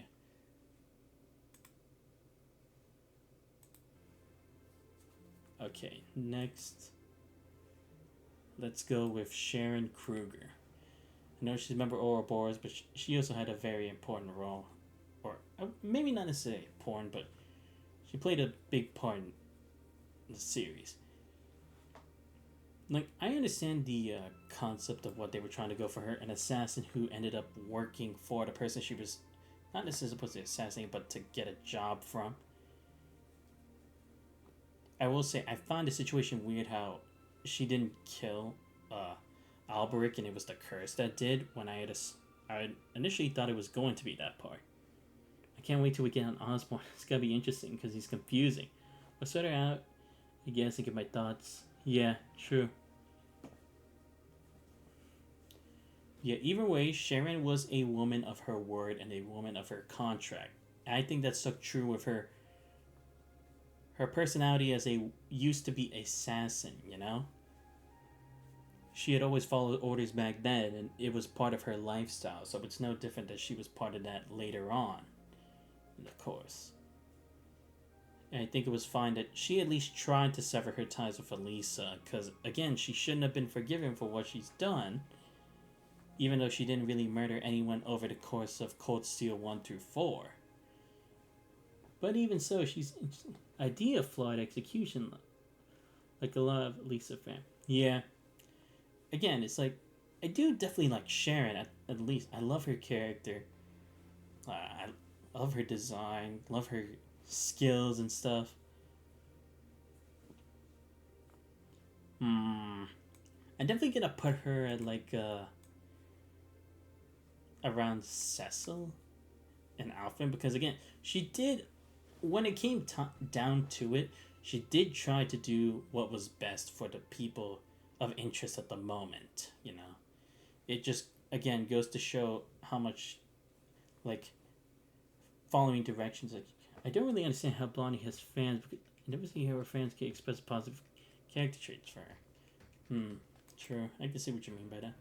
Alright, next up we'll go for Taval. I don't know. Taval, I mean, I get what they were trying to do. They were trying to make him like the Randy Farine in Cold Steel. At least that's what I believe was probably supposed to be his role, but I'm gonna say it. It was not really executed that well.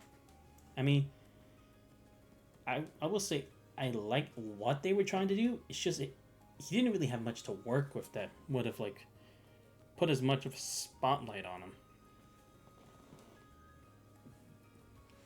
You're just very bland. Like, I wish we got more over like his relationship with the number one Gralls Ritter.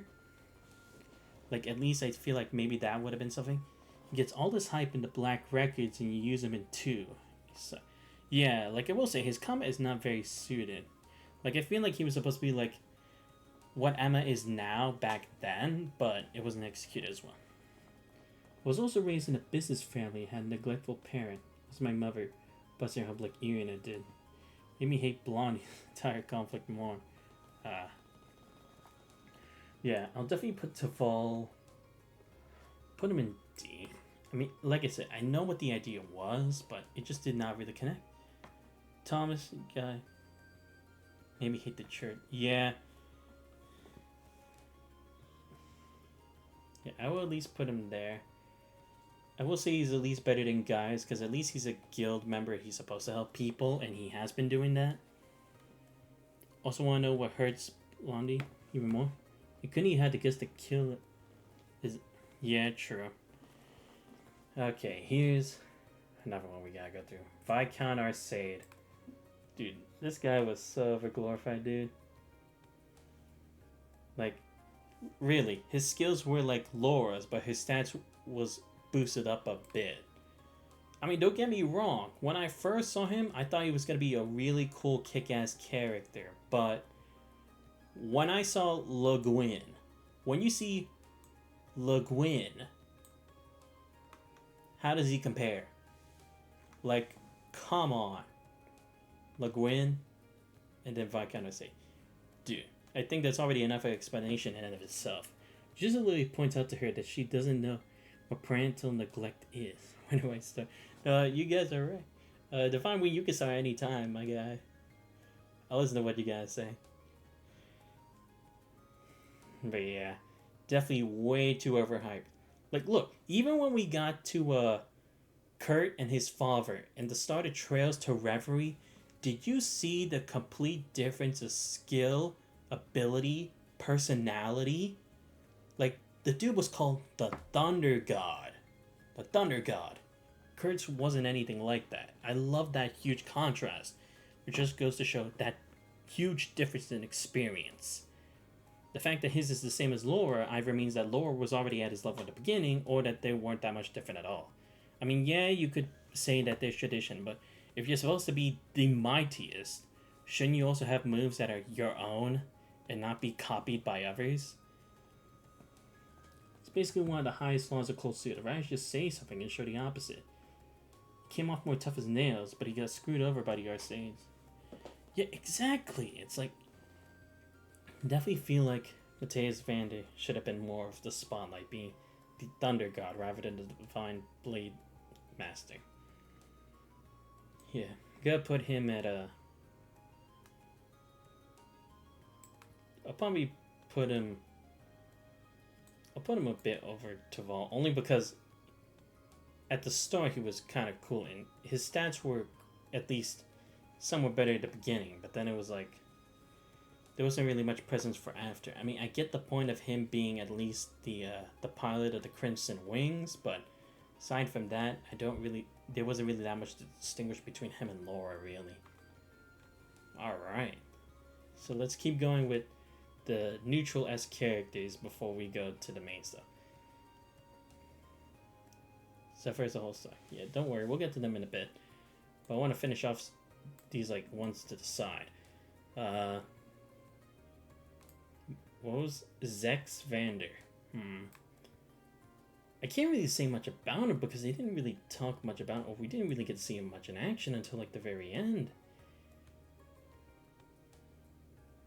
So I kind of want to say he's a guy's level because we didn't get much about him. It's not that I don't like him. It's just that we didn't see like his Vander-esque style shown off as much. Vander in Coastal 1, I thought was a cool mentor character in Coastal 1. But then he just gives us a free airship. He screws up Laura's arc, and I was hoping he would help enhance Laura like Chrom does for Lucina, but he makes her worse off, man. Whack. May I make a weird comparison for you since you brought up Fire Emblem? Alright, so yeah. Next up, General Van. Once again, another guy who was just by the books, did what a military man needed to do. Yeah. Because, like, they're almost the same character, but just slight differences. I would just say Van was a bit more different because, yeah, I will only say Van's a bit better because he was at least a bit more impartial to Class 7 in regards to their efforts in the Civil War and then Coastal 4. So, yeah. Alright, now let's get down to the antagonists. Alright, Zeno and Leo. We don't even have to question. Let's be honest here. They definitely belong here.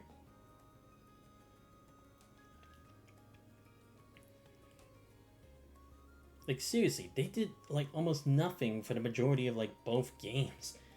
Then they just shut up. Jobbers, exactly, that's all it really was. I'm like, what the fuck? Is that it? Come on.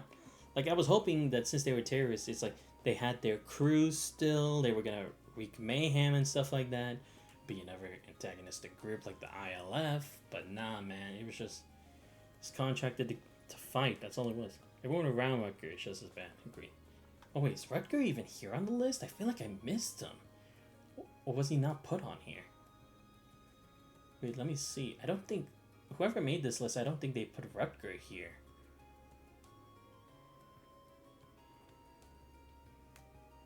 Oh my god, they didn't put Rutger in here. That's shocking. I thought they would have put him there. Ah, whatever. Fuck it. Alright, let's keep going. Let's see. Scarlet. Let's see. Scarlet wasn't necessarily... Rutger's more like hippie cult leader than a merc boss. Definitely. I agree. 100%. Just disappeared off the map. Yeah. I mean, I will admit, I at least did like how she ended up rejoining the church. Probably as like her penance for what she did in the past. Scarlet was one of the more understandable members of Crow's group. Yeah. Like, let's be honest. This one at least makes sense because she was a woman at the church. She had, like, a small, like, land back then.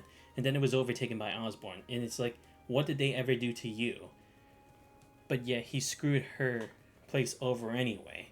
So it was like, at least that's reasonable where it was like, it was a one-sided conflict where it's like, she has a reason to completely disdain him. Oh, my bad. I accidentally moved. Wait, what? No, my bad. Yeah, I will say Scarlet is at least B. Just because she's at least more of a reasonable type A villain. Gideon? G. Shit. Honestly, I can't really say much for him. I mean, he was a guy who didn't like the politics. He didn't like the politics that Osborne was enacting. He had disagreement, and then he joined the ILF. He used the demon flute, and then that was it. So yeah, I would also say another... No, I'll say D. Because at least we got to see him. Tell me your thoughts on female. I missed that part. Yeah, I'll put him here. Like, he was at least as much of a threat as Hartman was, but that's it. Alright, let me finish with the ILF, then I'll get to the other people. Vulcan. Nah, Vulcan's also an F tier as well. Slightly better than Vulcan. Yeah. I'm putting Vulcan here as well. I wouldn't say he's as worse as those two, but still. He's pathetic crybully. Exactly. If we had to sum it up, that's definitely what it is. Because again, it's like, he's like, oh, how could you do this to me and my people? We were just a family. It's like, no, dude, you guys started it first by attacking him. What the fuck do you mean? What, you're saying you can attack me, but I can't attack you? What the fuck you think this is? Like, come on. How dare you kill my group in self-defense? Exactly. It's like, what the hell do you mean? You do the same thing if it was the other way around. Fuck that shit. Edelgard in a nutshell. Exactly. Alright. Now let's get to one of the better villains, okay? No, you... Yeah. Duke Alberea. Yeah. Okay, come on. Let's be fair. He is a really good villain. He was everything that was supposed to be evil in the noble faction. Like, he wanted nobles to stand on top no matter what. He hated Osborn's role. He couldn't stand Jesus nor Rufus. He was just a pretty good villain. I will definitely say he's, like, lower than Mariabelle. Just in the essence that she's way more pure evil. He's just, like, more in the sense of, like, power-hungry evil. That's what I would say. Cayenne has no presence. Yeah, Duke Cayenne. I think he was just meant to be, like, the comical type of villain. Like, look, he's nowhere near the level of villain that Joachim, Grimwood, Croy, Rossi, Cedric, Alberea, Mariabelle, Shirley, Zig. Like, when you look at these scopes of villains, his is nothing. We should have fought him into... Exactly. He just has money. Exactly. It's like, dude, that's it? You just hired a bunch of people to do the work and then... What? You're telling me you couldn't have been the super genius? You had to hire someone else to be the super genius? Basically why he hired Rufus and Vita to do all the planning for him. Well, he just got to bet on the horses all over again. Yeah, I'll definitely put him at a... I would say at least more than Hartman, just because he hired even more people to become a part of his evil plan than Hartman did. Like, dude had planned the wanted the assassination of Osborn, brought the ILF, Ouroboros, Zephyr, and the Noble faction all together just to get rid of one man. Like, come on. Alright, next up. Alright, here we go, guys. The man of the hour, Osborn. Now, this is actually going to be kind of tricky for me, honestly. Because I honestly don't know how I should put him. Because Osborn deserves a B. No, I completely agree. Let's go over why he's a B. Look, initially, he was supposed to be this guy who would get rid of anyone in his way as long as he gets what he wants. He was supposed to be like Rufus. However, one of the issues was we didn't really get to see it. All we did was heard it, but we didn't see it. I feel like... Because, like, I feel like at least when it came to us hearing it from Crow, the full details... and a bit from Scarlet, we thought, oh, okay, maybe Osborn's not all he's made out to be by the people, you know? I don't know how much of his actions are him and... or the... Exactly. Yeah. But let's talk about 1 and 2 for now. Like, at least from some of the stuff we hear, he's like, okay, this guy is not okay. He may not be a good guy after all. Like, when you hear from Gideon and Vulcan, you're like, okay, but... that's your fault. When it came to Crow and Scarlet, it's like, okay, maybe now we're actually starting to see the bigger picture here. Who's the real enemy here, you know?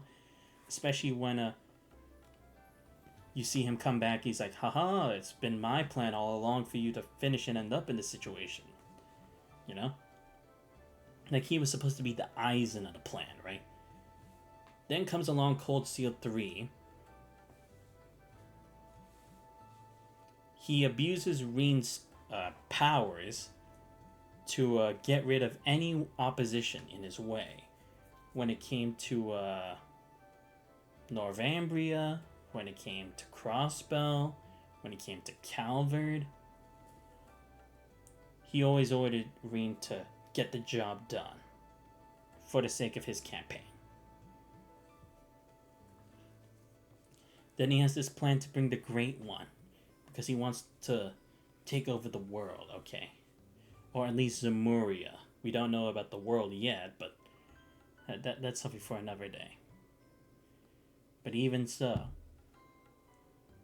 Osborn is definitely...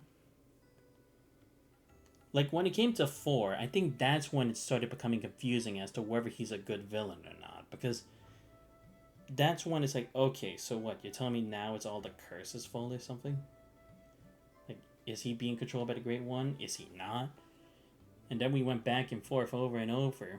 And then he's like, okay, now fight me in this one last battle. It's like, okay, then who is it? Is it him? Is it Dreckles? Is it the Great One? I don't get it. Which one's really in control here? Like, come on. I'll put him at a low B. I will at least say he's better than Joachim. Oh no, you know what? Actually, he is... At least when it came to, from 1 to 3, he was a great villain. I will put him around Dieter Croy, but I feel like Dieter Croy was at least like... He was more forward about why he was doing what he did compared to Osborn, you know? Like, Dieter Croy, you could see it. His sleeves, his face, everything told you why he did what he did. Osborn, when it came towards the end, is like a complete mystery. Alright, so now let's start with the Ouroboros members, or at least the ones we have on the list. I don't know why they don't have McBurn here. What is this? Why don't they have McBurn on the list? Because I realized, not only are they missing Rucker, they're missing McBurn. Rah, it's fucking stupid. Oh yeah, I respect the Altina placement. I think she's pretty cool. She's not my absolute fave in SO7. Wait, SO7. But that's only a personal thing, man, because when you have super robotic characters, there's only one way to develop them. Usually, guys. And it's usually they like humanity. Yeah. Yeah, I still can't believe this person forgot McBurn on the list. That's crazy. Special operations, my apologies. Oh, okay. Yeah. Okay, fair enough. Alright, so let's start off with Vita. Yeah. I have a crazy idea post Reverie. Oh, is this for your the fan fiction thing that you did before with 1 through 4 Ring UEF? If it is, please, I got to hear this. I've been so... Because I don't think you finished telling me about the one that you had for Cold Steel 4, because we were going to wait till I got to it. I just said SO7 to shorten it. Okay, got it. Thank you, Divine. Alright, yeah, Vita. Definitely one of the better villains as well. Like, look, she was one of the true main antagonists when it came to Cold Steel 2, okay? Like, she was doing this all for the sake of creating an ending of her own. And all of her actions throughout the course of Cold Steel was for her own self-interests.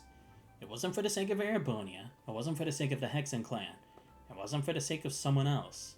It was all for what she wanted the end result to be. What exactly it was that was the true determinant for it, I'm not exactly sure. I'm just assuming it's because Emma's mother was a martyr for this plan, you know, like for the Twilight plan. Because especially since Emma's mother was her teacher, I feel like that was supposed to be the point. Reed and Emma travel across the Muria to uncover the mysteries of the world. They come across a stay in the Eastern Wasteland that is actually thriving. Food, products, obnoxious, you name it. Part 1. Oh, okay, interesting. But yeah. I wish we got to what the fine line. Who's your fave Trios characters? Oh. That's tough. Let me finish the tier list and then I'll put it.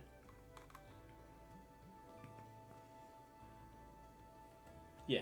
We'll definitely put Vita higher because she always was a doing what she wanted. I just wish I knew what was the fine line. Like, what was she really doing all this for? I would have liked for that to have been explained the most. But I mean, it is what it is, you know? Okay, next up we've got Aryan Road, the Lance Maiden. The CS2's problems, man. True. Yeah, because in Closer 3 she said it's because she wanted a different ending, but I don't know what that meant.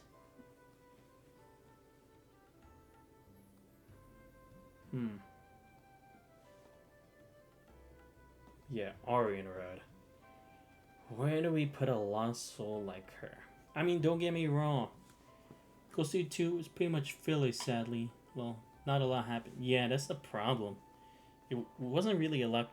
But I mean, the point was, it was to make it more of the combat heavy part that it didn't do in Cold Steel 1. Because in the end, we were just students in a school, right? We can't really have that much combat than what's necessary given the circumstances. Like that was to experience the military part of being in a military academy. Yeah, Aryan Road. This is a tough one. Yeah, exactly, man. Like, look, don't get me wrong. It's not that I hate Aryan Road. Like, I want to love her character, her design, her voice actor, her skills, her fights, and her epic battle music were some of the best. However, things are not all as they appear, as the state lives off the flesh of a powerful archfiend. They use it for food and to grow crops. It has steadily changed their minds and bodies. The leader was once a desperate man who wanted to help his state survive the decline in Zepith, to a paranoid tyrant desperate to keep his power. His right when his wife is introduced to him, the archfiend. Clan that worships the arch. Ah, okay, interesting. Right hand. Ah, okay. Gotcha. Hey, that's not bad actually. I like it. So we're going more into like the otherworld kind of stuff in Reverie. At least in your take of Reverie. I like it. Because it's true, we haven't really answered that question. They're grooming their son to be the successor to stay in the vessel for the Archfiend. Ah, okay, cool. Interesting. But yeah. Like I said, almost everything about Aryan Road is awesome. Oh, this sign Reverie, this is after. Oh, this isn't Reverie, it's after. Oh, okay. Oh, I see. So it's like after all that and when they move on. I see. Reverie became the Matrix or Magic Computer Collective. No, you're right about that. Anyway, like I was saying, getting sidetracked here. Yeah, it's just I feel like I don't really understand Aryan Road's reasoning, you know? Like, look, I get that she's trying to battle the curse. I get that Ouroboros had the capabilities to give her the opportunity. But one, did they really have to did she really not have the option of telling Roselia all of this? Because I mean, if she had Roselia's help when it came to the War of the Lions, why could she not have had the same thing with this threat, in which Roselia would have definitely had more knowledge in, considering she's a witch? Wouldn't this call for more of a specialist kind of thing? I wonder if my antagonists would be simply Rena and Emma, or if I should include Kevin, Rize, or Cedric and Shirley. Running was Eric. Oh, that's a good question. In my opinion, Aryan Road isn't a witch. No, I'm not saying that. I said Roselia. Like, I get Aryan Road isn't a witch, but I meant like for advice in like how to stop the Great One. She could have gone to Roselia, who's a witch, and she would have at least had more background knowledge of this situation. If I had to say, if you chose Kevin and Rize, or Cedric and Shirley, I would say probably Kevin and Rize, just because I feel like we need the Growls Ritter more in action, you know. I think they would be the best people to tie into it. Plus, this whole story setting for my story is inspired by various Lovecrafting. Oh, I see. So that's why you have these pairs. I see. But yeah, I definitely think I could see Kevin and Rize for your story, because it would definitely go to show how much they've grown as a team and as a duo. And the fact that they would encounter Rian and Emma would be like a nice little, like, oh, looking in the mirror kind of thing, but different capabilities, you know? Not to say that Cedric and Shirley wouldn't work, but I doubt I would see them working together with a demon. Just because I feel like they'd want to, like, take charge on their own, right? Because, you know, Cedric wants power, wants to be able to be the one as the main instigator. And Shirley definitely wouldn't want to be controlled by someone else or be told what to do by someone else. Even though she could probably just do her own thing, but I feel like for the Archfiend and their family, they would have probably wanted to restrict their movements. I'm saying it's protagonist allies, not... Oh, okay. No, I could definitely see Cedric too, I guess, but I feel like that would lead more to, like, potential of a redemption arc, if that's what you're going for. If not, I would still say Kevin and Rize probably better, at least in my opinion, from what I know of them a bit more off. Like, I've looked into Kevin and Rize a bit more off stream, but I'm not letting it affect this tier list because I don't want it to be biased towards knowledge that we haven't gone through together. Armroad could have probably worked on a better solution. That's what I mean. It's like, she had all this time. She knew the threat existed from after the War of the Lions and at his deathbed, but it's that she didn't. That's why I really don't want to give Arya Road such a lower rank. You know what? I'm taking charge. Giving Arya Road at least a B. Again, just because almost everything's good about it. It's just the way they executed her reasoning for joining Ouroboros and working to bring the Great One back. That is the main thing that is holding her back from being an awesome character. At least in my opinion. Like, she had like hundreds of years to work it out, and she made such a naive choice, which is fine for an experienced and reckless kind of character like Juna, but Sandler would be super... Yeah, that's what I mean. It's like, she's seen the supernatural stuff. She's used a divine knight. She's met a witch. She's been part of a historical event. You would think she'd have a better idea, unless you're saying she's just stupid, but she's not. On Novartis for Crossbell? Well, I mean, I feel like it kind of feels like he's involved in everything, technically. At least I think. Or I could be wrong, honestly. But yeah, I'm just going to give Leanne Sandlot a B, because again, it's just like the direction for her being a quote-unquote antagonist. Because it's also, like, why would she join Ouroboros if it was going to potentially endanger Erebonia when she literally risked her life and others just to save it? Okay. For the sake of contingency, continuity, we will do Novartis next. I definitely say, I do also like Novartis as a villain, because he's also one who's doing it for his own interest, for his research, for science, for orbal arts, or orbal technology. I will say it definitely fits up his alley to do stuff more for himself, and hence why he's working with Ouroboros. Like, even his capabilities, like, they really show when he made the freaking ions themselves. Like I always say, I already ranked my new Class 7 Ash, or Altina, Ash, Juno, Kurt, Greeny. Okay, so yeah. I will put Novartis... I'd put him at, like, Rossi, because, again, someone to his own beliefs. Yeah, I think that's fine. Okay, next up we have Blue Blanc. Blue Blanc is definitely an interesting character. Again, he's another character who's just only motivated by his own ambitions, likes to fool around, only does what he feels brings him the most enjoyment and for true beauty. He definitely catches my eye. I would love to know why he's in Ouroboros. Maybe that's explained in Trails in the Sky 2nd and 3rd? Probably not, but you never know. I wouldn't call that ambition. Yeah, I just couldn't think of the right word.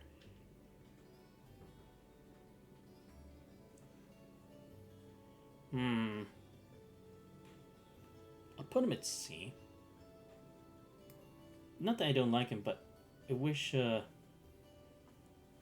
got to see more of like what he's really like. Like I thought that would be one of the slobber reminiscence. You know? Okay, Campanella. Ooh boy, Campanella is definitely another good one as well. No, I'm gonna put Campanella at an A. Because he's also a villain who's been an active part in the entire series.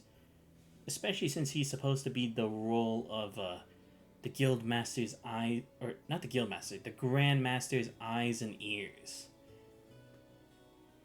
He's been part of the gospel plan. I only saw a little bit of it, but I know he's supposed to be a part of it. He's been a part of Crossbow's independence, together with Orion Road. He ended up being involved with the Phantasmal Blaze plan / the Twilight plan.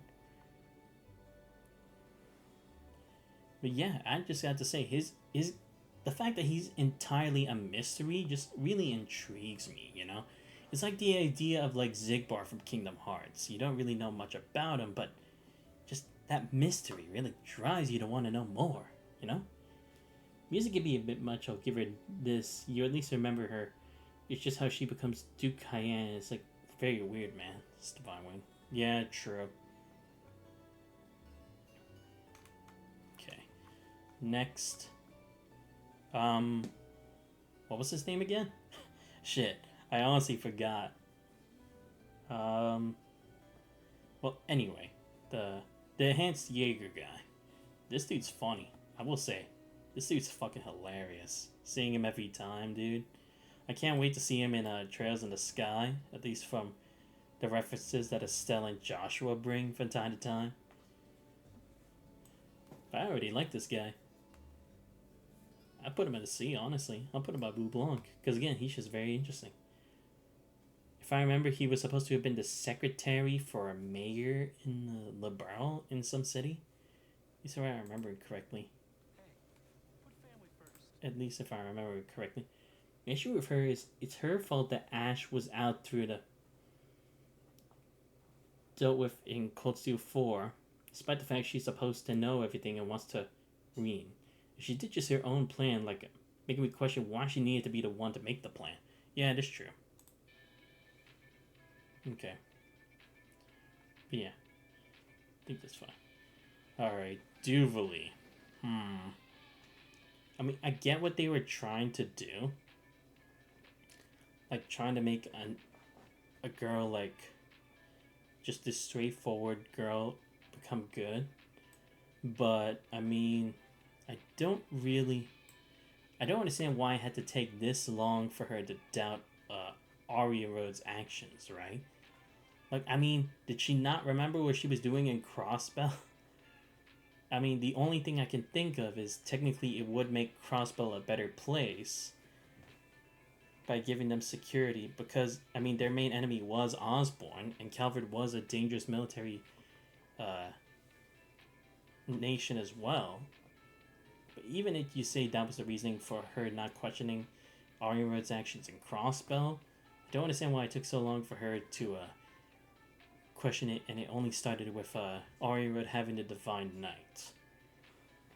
Don't get me wrong, I like the idea of it, but also the fact that even in the Slapper Reminiscence, Duvally's like, okay, I'm still gonna go back to being a member of Ouroboros, you know?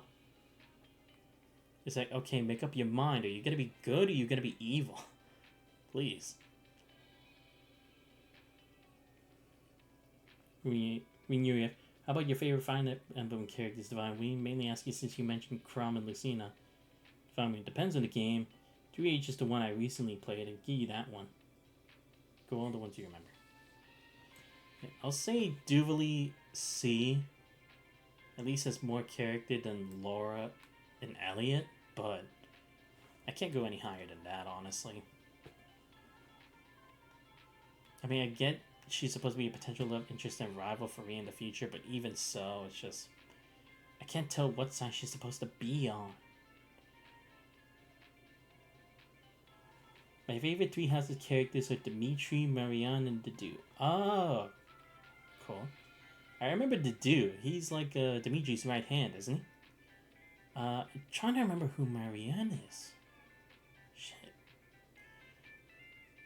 Next, Enea. Yes, he is. Okay, good. Yeah. But who was Marianne in Three Houses? I don't remember who that is. Yeah. I will say for Enea, it was also... I'll give her a D as well. My reasoning for that is... I mean, I did like the idea that she was also another one of the test subjects for the D&G. I just wish we emphasized that more into how, Arian Road's existence has influenced her to join them. She's the blue-haired woman with the bags. Yeah, she was cool. Wait. Shit. That's Maria. Okay. Let me actually look it up right now, actually. Open another tab. Marianne. Three Houses. Okay. Oh, yeah, the sleepy looking one. Okay. I right. Sorry. I haven't watched the playthrough for Three Houses in so long. She got her support with Dimitri Divine. It's really good. Yeah, I see. I remember Marianne now. Okay. I got it. Yeah, I was like, wait, I do remember hearing it. Okay. I thought the support was a great support, man. Really? Yeah, I wish we could have emphasized more on the D&G in her perspective and seen how that affected it. Enea should definitely be lower. Just because she went from being a member of the Bracer Guild. Just because she lost, she decided to follow an Aryan road. Doesn't really speak much. What's my least favorite Fire Emblem characters are Alm and his entire cast. What? Really? Okay, give me a moment. I'm gonna look that up too. Alm.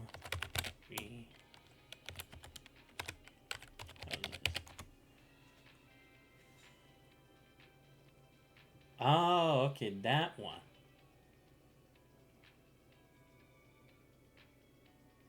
Alm is from Fire Emblem Echoes, Shadows of Valencia.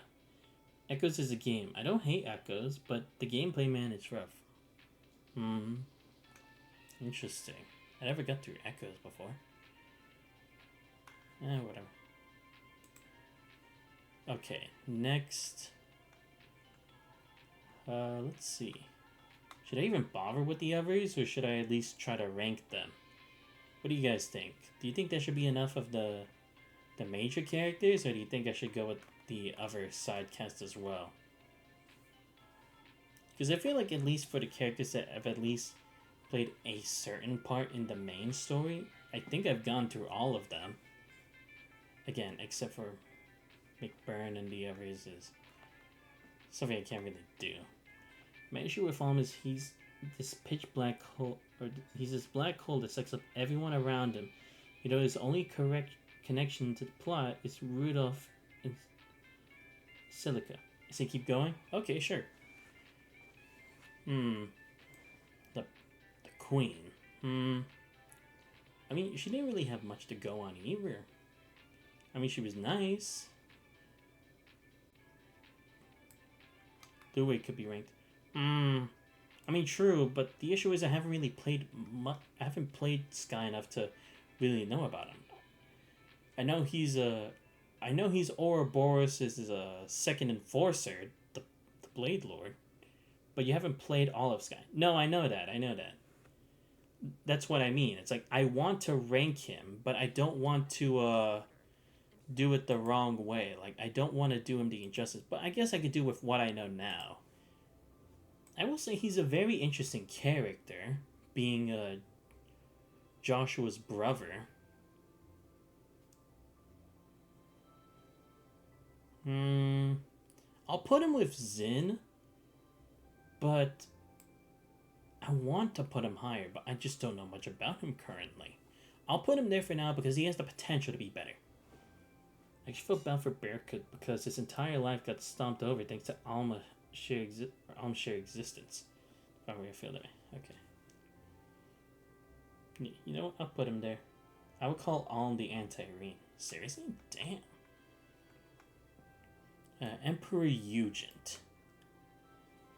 I will say he's at least he understood that Osborne was the reincarnation of Dracos, and that he knew everything was going on, but the fact that he followed Osborne, but I guess because since you have history's best and brightest with you, kind of better to follow his lead than to do anything yourself. I guess? I don't know. I would just put him with Cayenne and leave it at that. I can't think of anything else, honestly. You do. I would love to see that Under Night in-birth character rank. Oh, don't worry, Divine Wing. Once I get to it, or once I finish Under Night, we will have that tier list. Don't worry. Like I said, we will do tier list when we need to. But like I said, I just finished Byakuya's story yesterday. I will say, I kind of expected more. It's not to do a tier list, but you could do a top 10. True. Professor Schmidt is also someone who's just doing it in the name of science. Nothing really else. He's similar to like Craig Neihart and Van Dyke, just being straight up military men. He's just straight up man of science. Or engineering, more so. But yeah. Okay, next up, Irina Reinford. I mean, don't get me wrong. She's not... Schmidt is basically the Herbert West of Trails. Ah, okay. Irina Reinford. I honestly don't know where I could place her.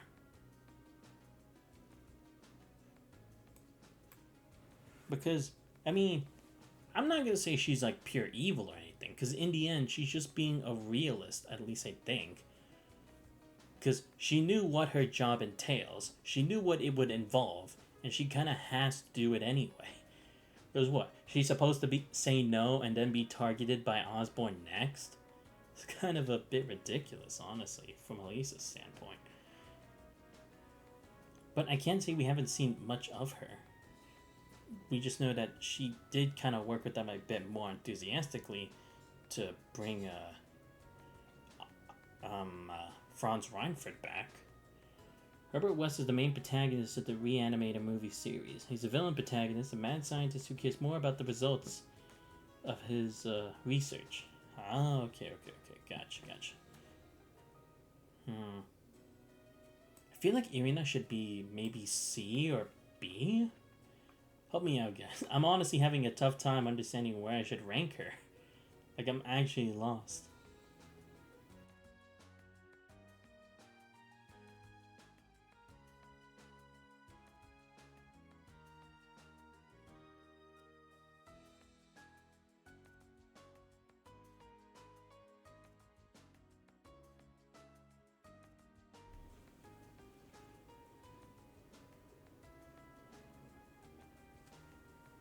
A, solely because of how much Elisa and Gwen lied about her. True. You can make that argument.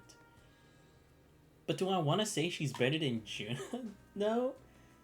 Better than Zygmunt, Shirley, and Ellie as characters? That's tough. I mean, I guess I could put her at a high B. Probably Byleth. I like his or her combat, but the issue with Byleth is that they're kind of just there for the most part. They don't say much. They really had no overall goals. True. Oh, give me a sec. Another stupid ad. My god. Nah, man, she's not all that. Wait, who?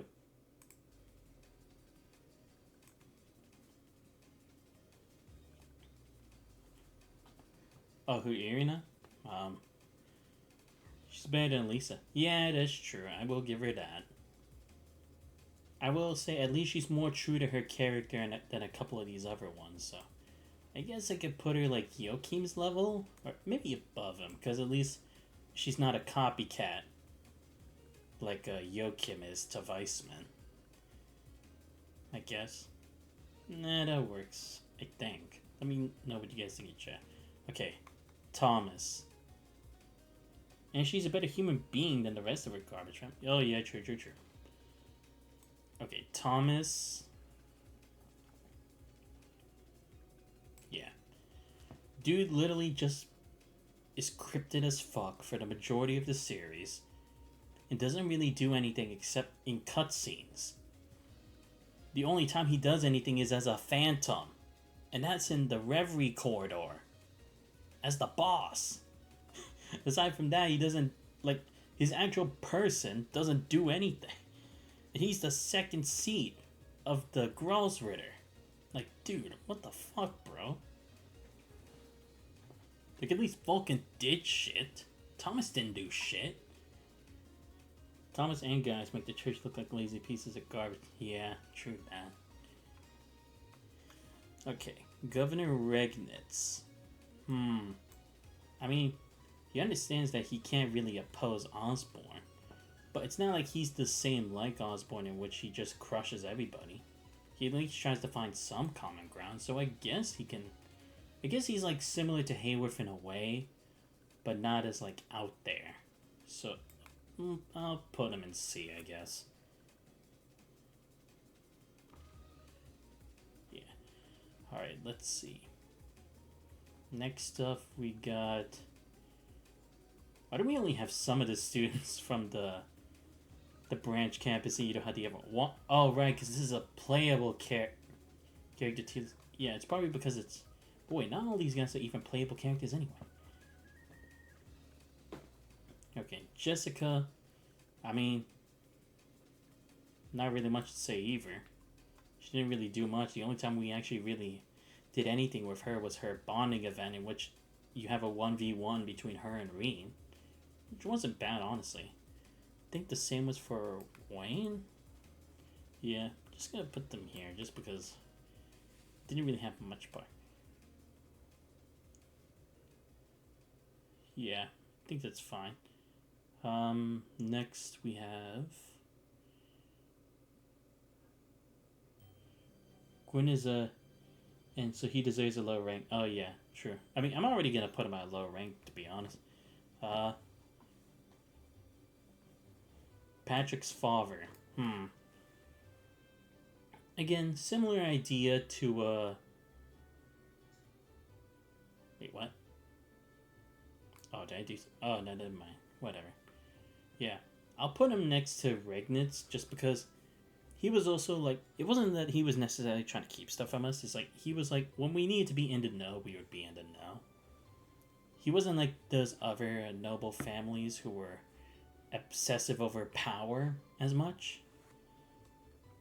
So that's fine. Gwyn, he didn't really do anything. All he really did was be there for like bad-mouthing Elisa and like helping Nord at times. But even then, it's like it didn't really drive the plot any much further. So, oh, I'll put him at like Celine rank because he didn't really do much or anything for that matter. Okay, next up we got. Let's see. Oh, okay. Let's do these two because they were technically part of 3 and 4.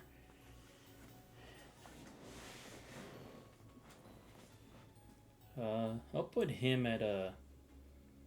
I'll put him at D as well because he wasn't really there for Cedric. Like, as one of the people around Cedric, if you know what's wrong, you should be saying something. Wait, didn't as much. I will at least give. what was her name, Ava, a bit more, just because she had tried to do something and then she was one of the main people who like tried to go like a turnaround for the main campus. And we interacted her way more than we did her counterpart of Cedric's crew. So, yeah. Or maybe better than Angie, just because Angie's... Yeah. Okay. Next up, we got... Alan's okay. Yeah, Alan's okay. Yeah. Because we get it. He was one of those people who felt like he was being oppressed by the nobles. He really wanted to prove his worth to Bridget. I love that romance they had going on. It definitely was something throughout the course of the series. And I think it was fine that he was one of the people we had to confront in regards to it. Okay, so I'll put him... You know what, I'll give him a C rank. I think it's only fair. Put him here. Yeah. I think it's fair. Don't you think?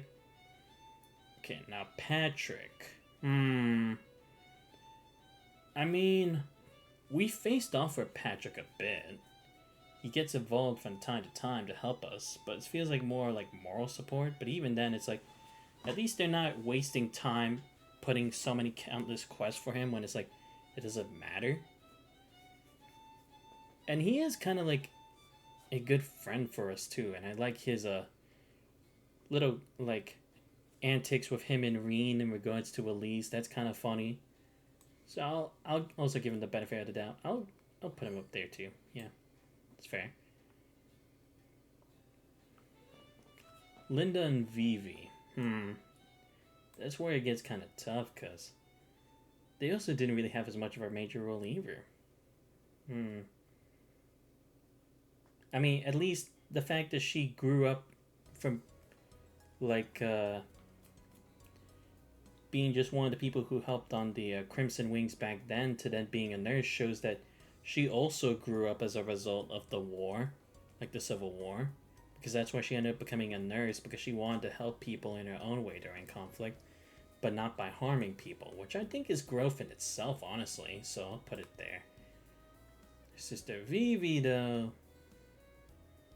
she didn't really change much. I mean, she would give us insider detail every now and then, but I guess she was one of the main people who gave the connections for, like, the other members of, like, the main campus crew, like, the alumni back then, when we needed help, so I will at least say she's better than a lot of the D characters, so I think at least low C is fine. Actually, I wouldn't say she's worse than Muse. Okay.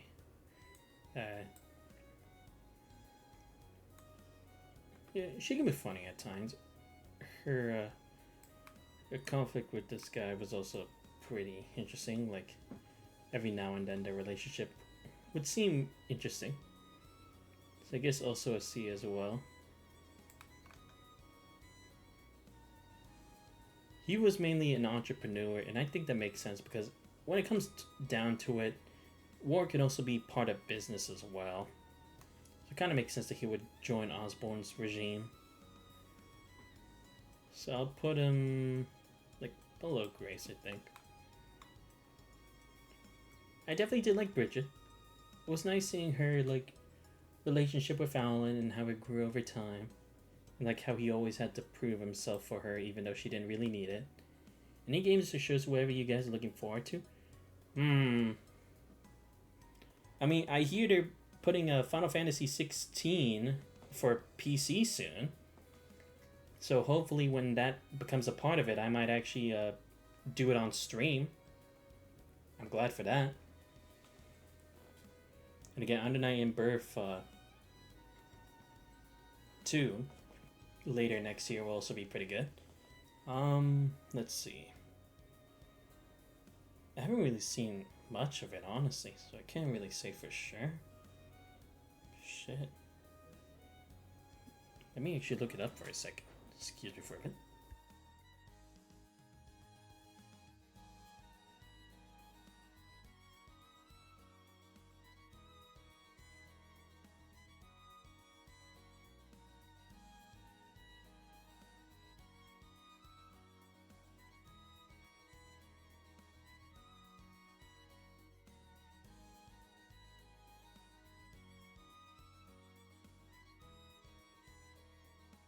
Okay, let's see. I like that they're doing a Paper Mario remaster. I mean, I've already watched the gameplay of it before, so it doesn't really matter as much to me. Mario vs. Donkey Kong? Maybe. Finally glad that Mario Kart 8 will finally finish the booster course pass. Because I have almost all the other places. Let's see. F-Zero 99 is definitely interesting. The games I play are emulated, and I would recommend those, but I think you said you don't do emulate. I mean, it's not that I don't want to. It's just when I get down to playing those kinds of games, I probably will. But for now, I'll focus on what I have already. But I mean, like I said, I can always list it down, and then probably sometime down the line in like next year or the year after that, I could probably get into it. F-Zero 99. I saw that and out. Was also kind of interesting. Let's see. What else should I do? Okay. See. Anyway, back to this tier list. Rex was not much. I mean, all he did was give us those fan service-esque kind of pictures. That was only like his main reason for being here, so not much. Like Tails of the Abyss. Oh, right. Hey, you told me about this.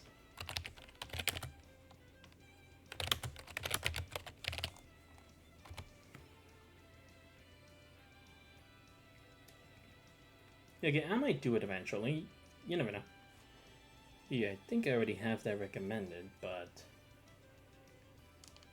let me screenshot that. Okay, got it.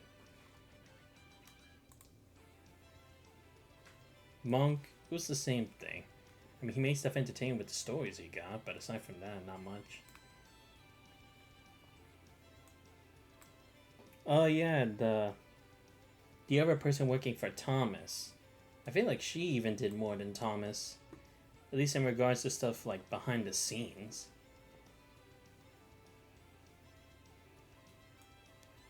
So let's at least put her more than Gaius and George, I guess.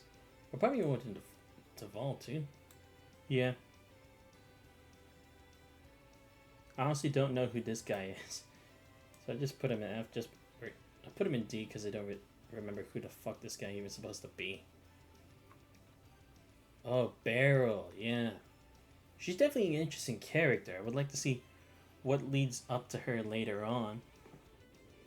Because I am interested, because it's like, if she's not a witch,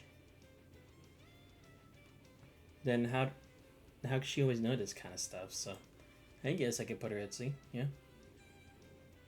Say, right there is good. Jingo. I mean, also someone else just profiting out the war. And give us special deals, but aside from that, nothing else. Let's see. Edo. Senior for Vivi and Fia, the Gardening Club. Yeah, I would just at least say more than Monk. And then the Prez of the Literature Club. Same, didn't really do as much either. Let's see, anyone else miss? Oh, right, this guy, the leader of the Mafia, also did not do much too. In fact, it was mainly Rossi who was the guy for. Michelle was an interesting character to say the least. At least more than Taval. He would help us at times. He did give us the information about Oreos, so that's another up.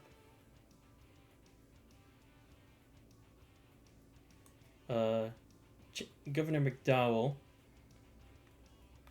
I mean, he was at least always on our side for stuff like this, and he always was trying to do right by Crossbow, but not trying to do anything too dangerous as well. So I would say right here is good. Shizuku. I mean, I like her. She's a sweet girl. Just she didn't have... How the S rank is solo. I mean, to be fair, there's not that many people who can break the barrier for it. I mean, there are people who are at least close to it. Like Crow, Reen, Dio. I just feels like there needs to be a little more. But aside from that, yeah. Okay, let's see.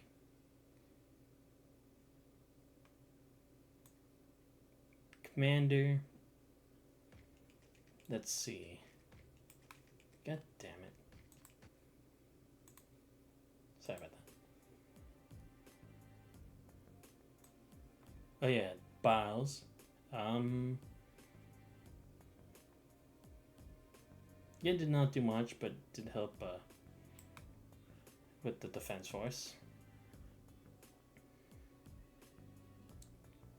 Miss Hayworth was just always worried about. I guess that just goes to show how much Ren's family was really caring for them. So yeah, it's like at least these two were more like obvious about what they were supposed to be doing. So I can at least leave that there. Let's see. George of the doll thing. Oh, the Rosenberg doll. Yeah. I mean, he was also interesting. He wasn't necessarily like Schmidt, willing to do whatever it took to create stuff, but he did create Pattern Matter. He was like a grandfather-like person for Ren. Was at least more involved with the plot overall. So yeah. Let's see. Our hacker guy. Yeah. I mean, at least he helped us out more, but he's still annoying little shit at times, but I'll give him a pass. It's at least a D, I guess. Not the worst character. Dita's mom, definitely overbearing a lot. But I love how she has that, like, she can't ever let, like, Agate have his hands on her, and thank God for that. So, I'll at least put her... No, you know what? I'll put her C rank. Yeah. I'd love to see why she goes out of her way to look at other technological stuff. Let's see. Sully, I would say she's a decent character because she's also supposed to be like the underling of or maybe not the underling, but the next gen of what Risha and Ilya do. So it's like she really does see them as like older sisters because they didn't care about her background. They took her in, and she's trying to do her best to show that she can do as much as they expect of her. That works for me at the very least. So yeah, it's at least as much of an effort as what Hayworth does. So yeah. Let's see. Have anyone else yet? I think that's it because a lot of these are already I'll put him here because he hasn't done much either, but it's not like he hasn't done anything too weird or too hateful. So yeah. Yeah, I think I'll just leave it at this because after this it's like just a whole bunch of Shares in the Sky characters that I don't really know about, so or that I maybe haven't finished learning about, so I can't really go into too much detail, but I think this is it good. I think this is going to be the tier list. Now, let's at least do this last one. The least favorite character and the favorite character. Ooh, that's a tough one. Let's go with the least favorite. If I had to choose out of all the F ranks so far... Wait, actually, let me put Celine even further.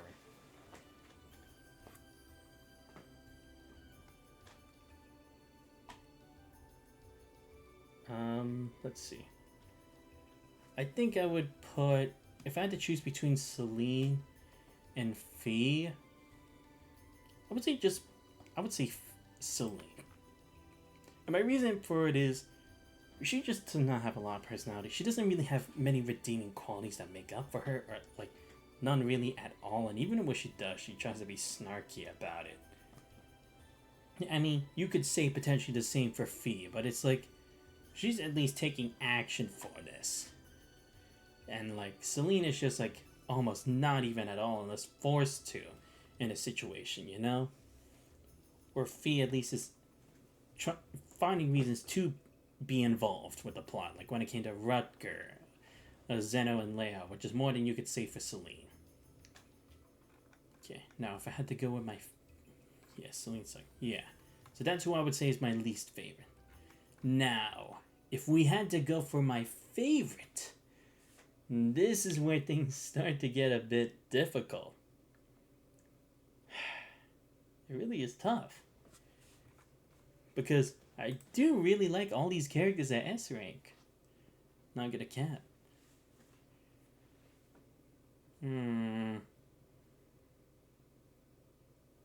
But you know what? Before I do, I'm going to actually put Tio at S rank too. Because when I think about it, even though you could say Ren and Tio's stories are similar, they have different ways in which Tio was at least rescued by Guy, and then she tried to make her way back to him, but then he had basically bit the dust by that. But for Ren, there wasn't anyone left after that. So it's like, at least that contrast shows like a uniqueness between the two. Now it's like, okay, so this is the full S's. If I had to choose, Olivia probably wouldn't be in the running. Because, again, I feel like I would maybe be able to make a better decision based on stuff in Crossbell.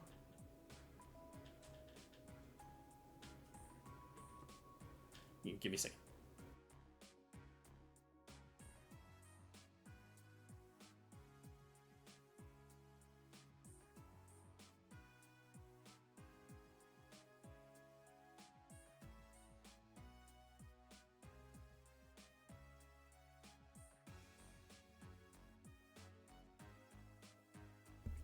Right, like I was saying, I just feel like I would like to see more of what he does to stop the gospel plan, and then maybe I would have more for him.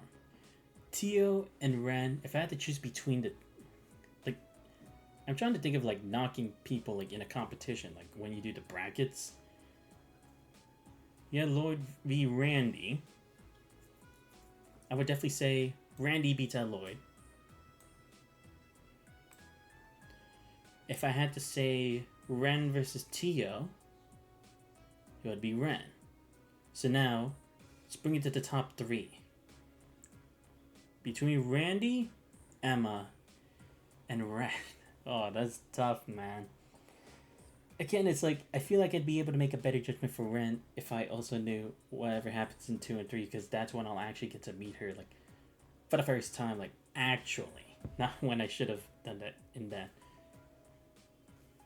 Randy, definitely a cool guy. One of the best older bro kind of characters of anything. Emma kicks the most ass. Yeah, that's true. Do you want to know Ren's backstory? I feel like for clarity's sake, I should. You know what? You know how the D&G cult participate in child slavery? Yeah, I remember that.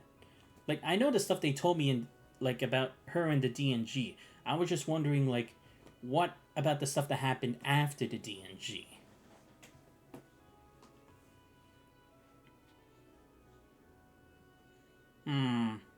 But yeah, if I had to choose right now between Randy, Ren, Emma.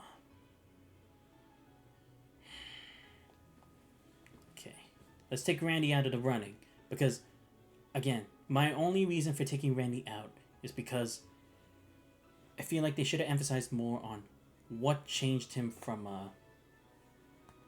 being a member of the Red Constellation to join the Crossbow Defense Force. I know they said it is because they attacked a friend of his, but I wish I knew more about that.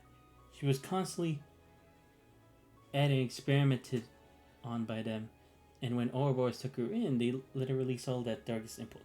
I see. Wow. That's what I mean. It's like, Ren's such a character because you take that tragic little girl, and now she finally has a family and she can actually live a somewhat normal life, like going to Genis. But you can't say that Emma doesn't have that kind of backstory either because of her mother and then the stuff with Vita and Roselia. But if I had to say overall on all the aspects, at least for now, with what I have now, Emma. Because this is all on her. Her combat, her growth, her design, her story, the voice actor, everything. I'm taking everything into account. Again, I feel like potentially, if I knew way more about Ren, like in her stuff with Ouroboros and shit, potentially she could have beaten out Emma. But with everything I know about Emma, and everything about Ren, and then considering the two paths that they had taken, and how it changes their involvement so much, and the effects that they've had on the characters in the continuance of the story, Emma's definitely the highest. But that doesn't mean these other guys weren't competition. They were definitely some of the runner-ups, don't get me wrong. It definitely could have been Lord, it definitely could have been Tio, it definitely could have been Randy, it definitely could have been Ren, it definitely could have been Olivier. But after taking everything that I currently possess in the knowledge that I have, Emma's the best. So yeah, I think that will be it, guys.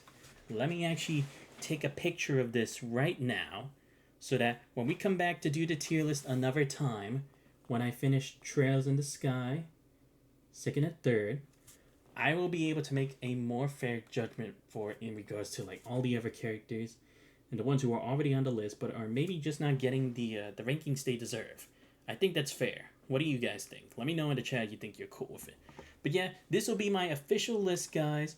I will put this stream in case you guys haven't caught all of it, or in case you want to check more. I didn't realize 4 hours, but I know, right?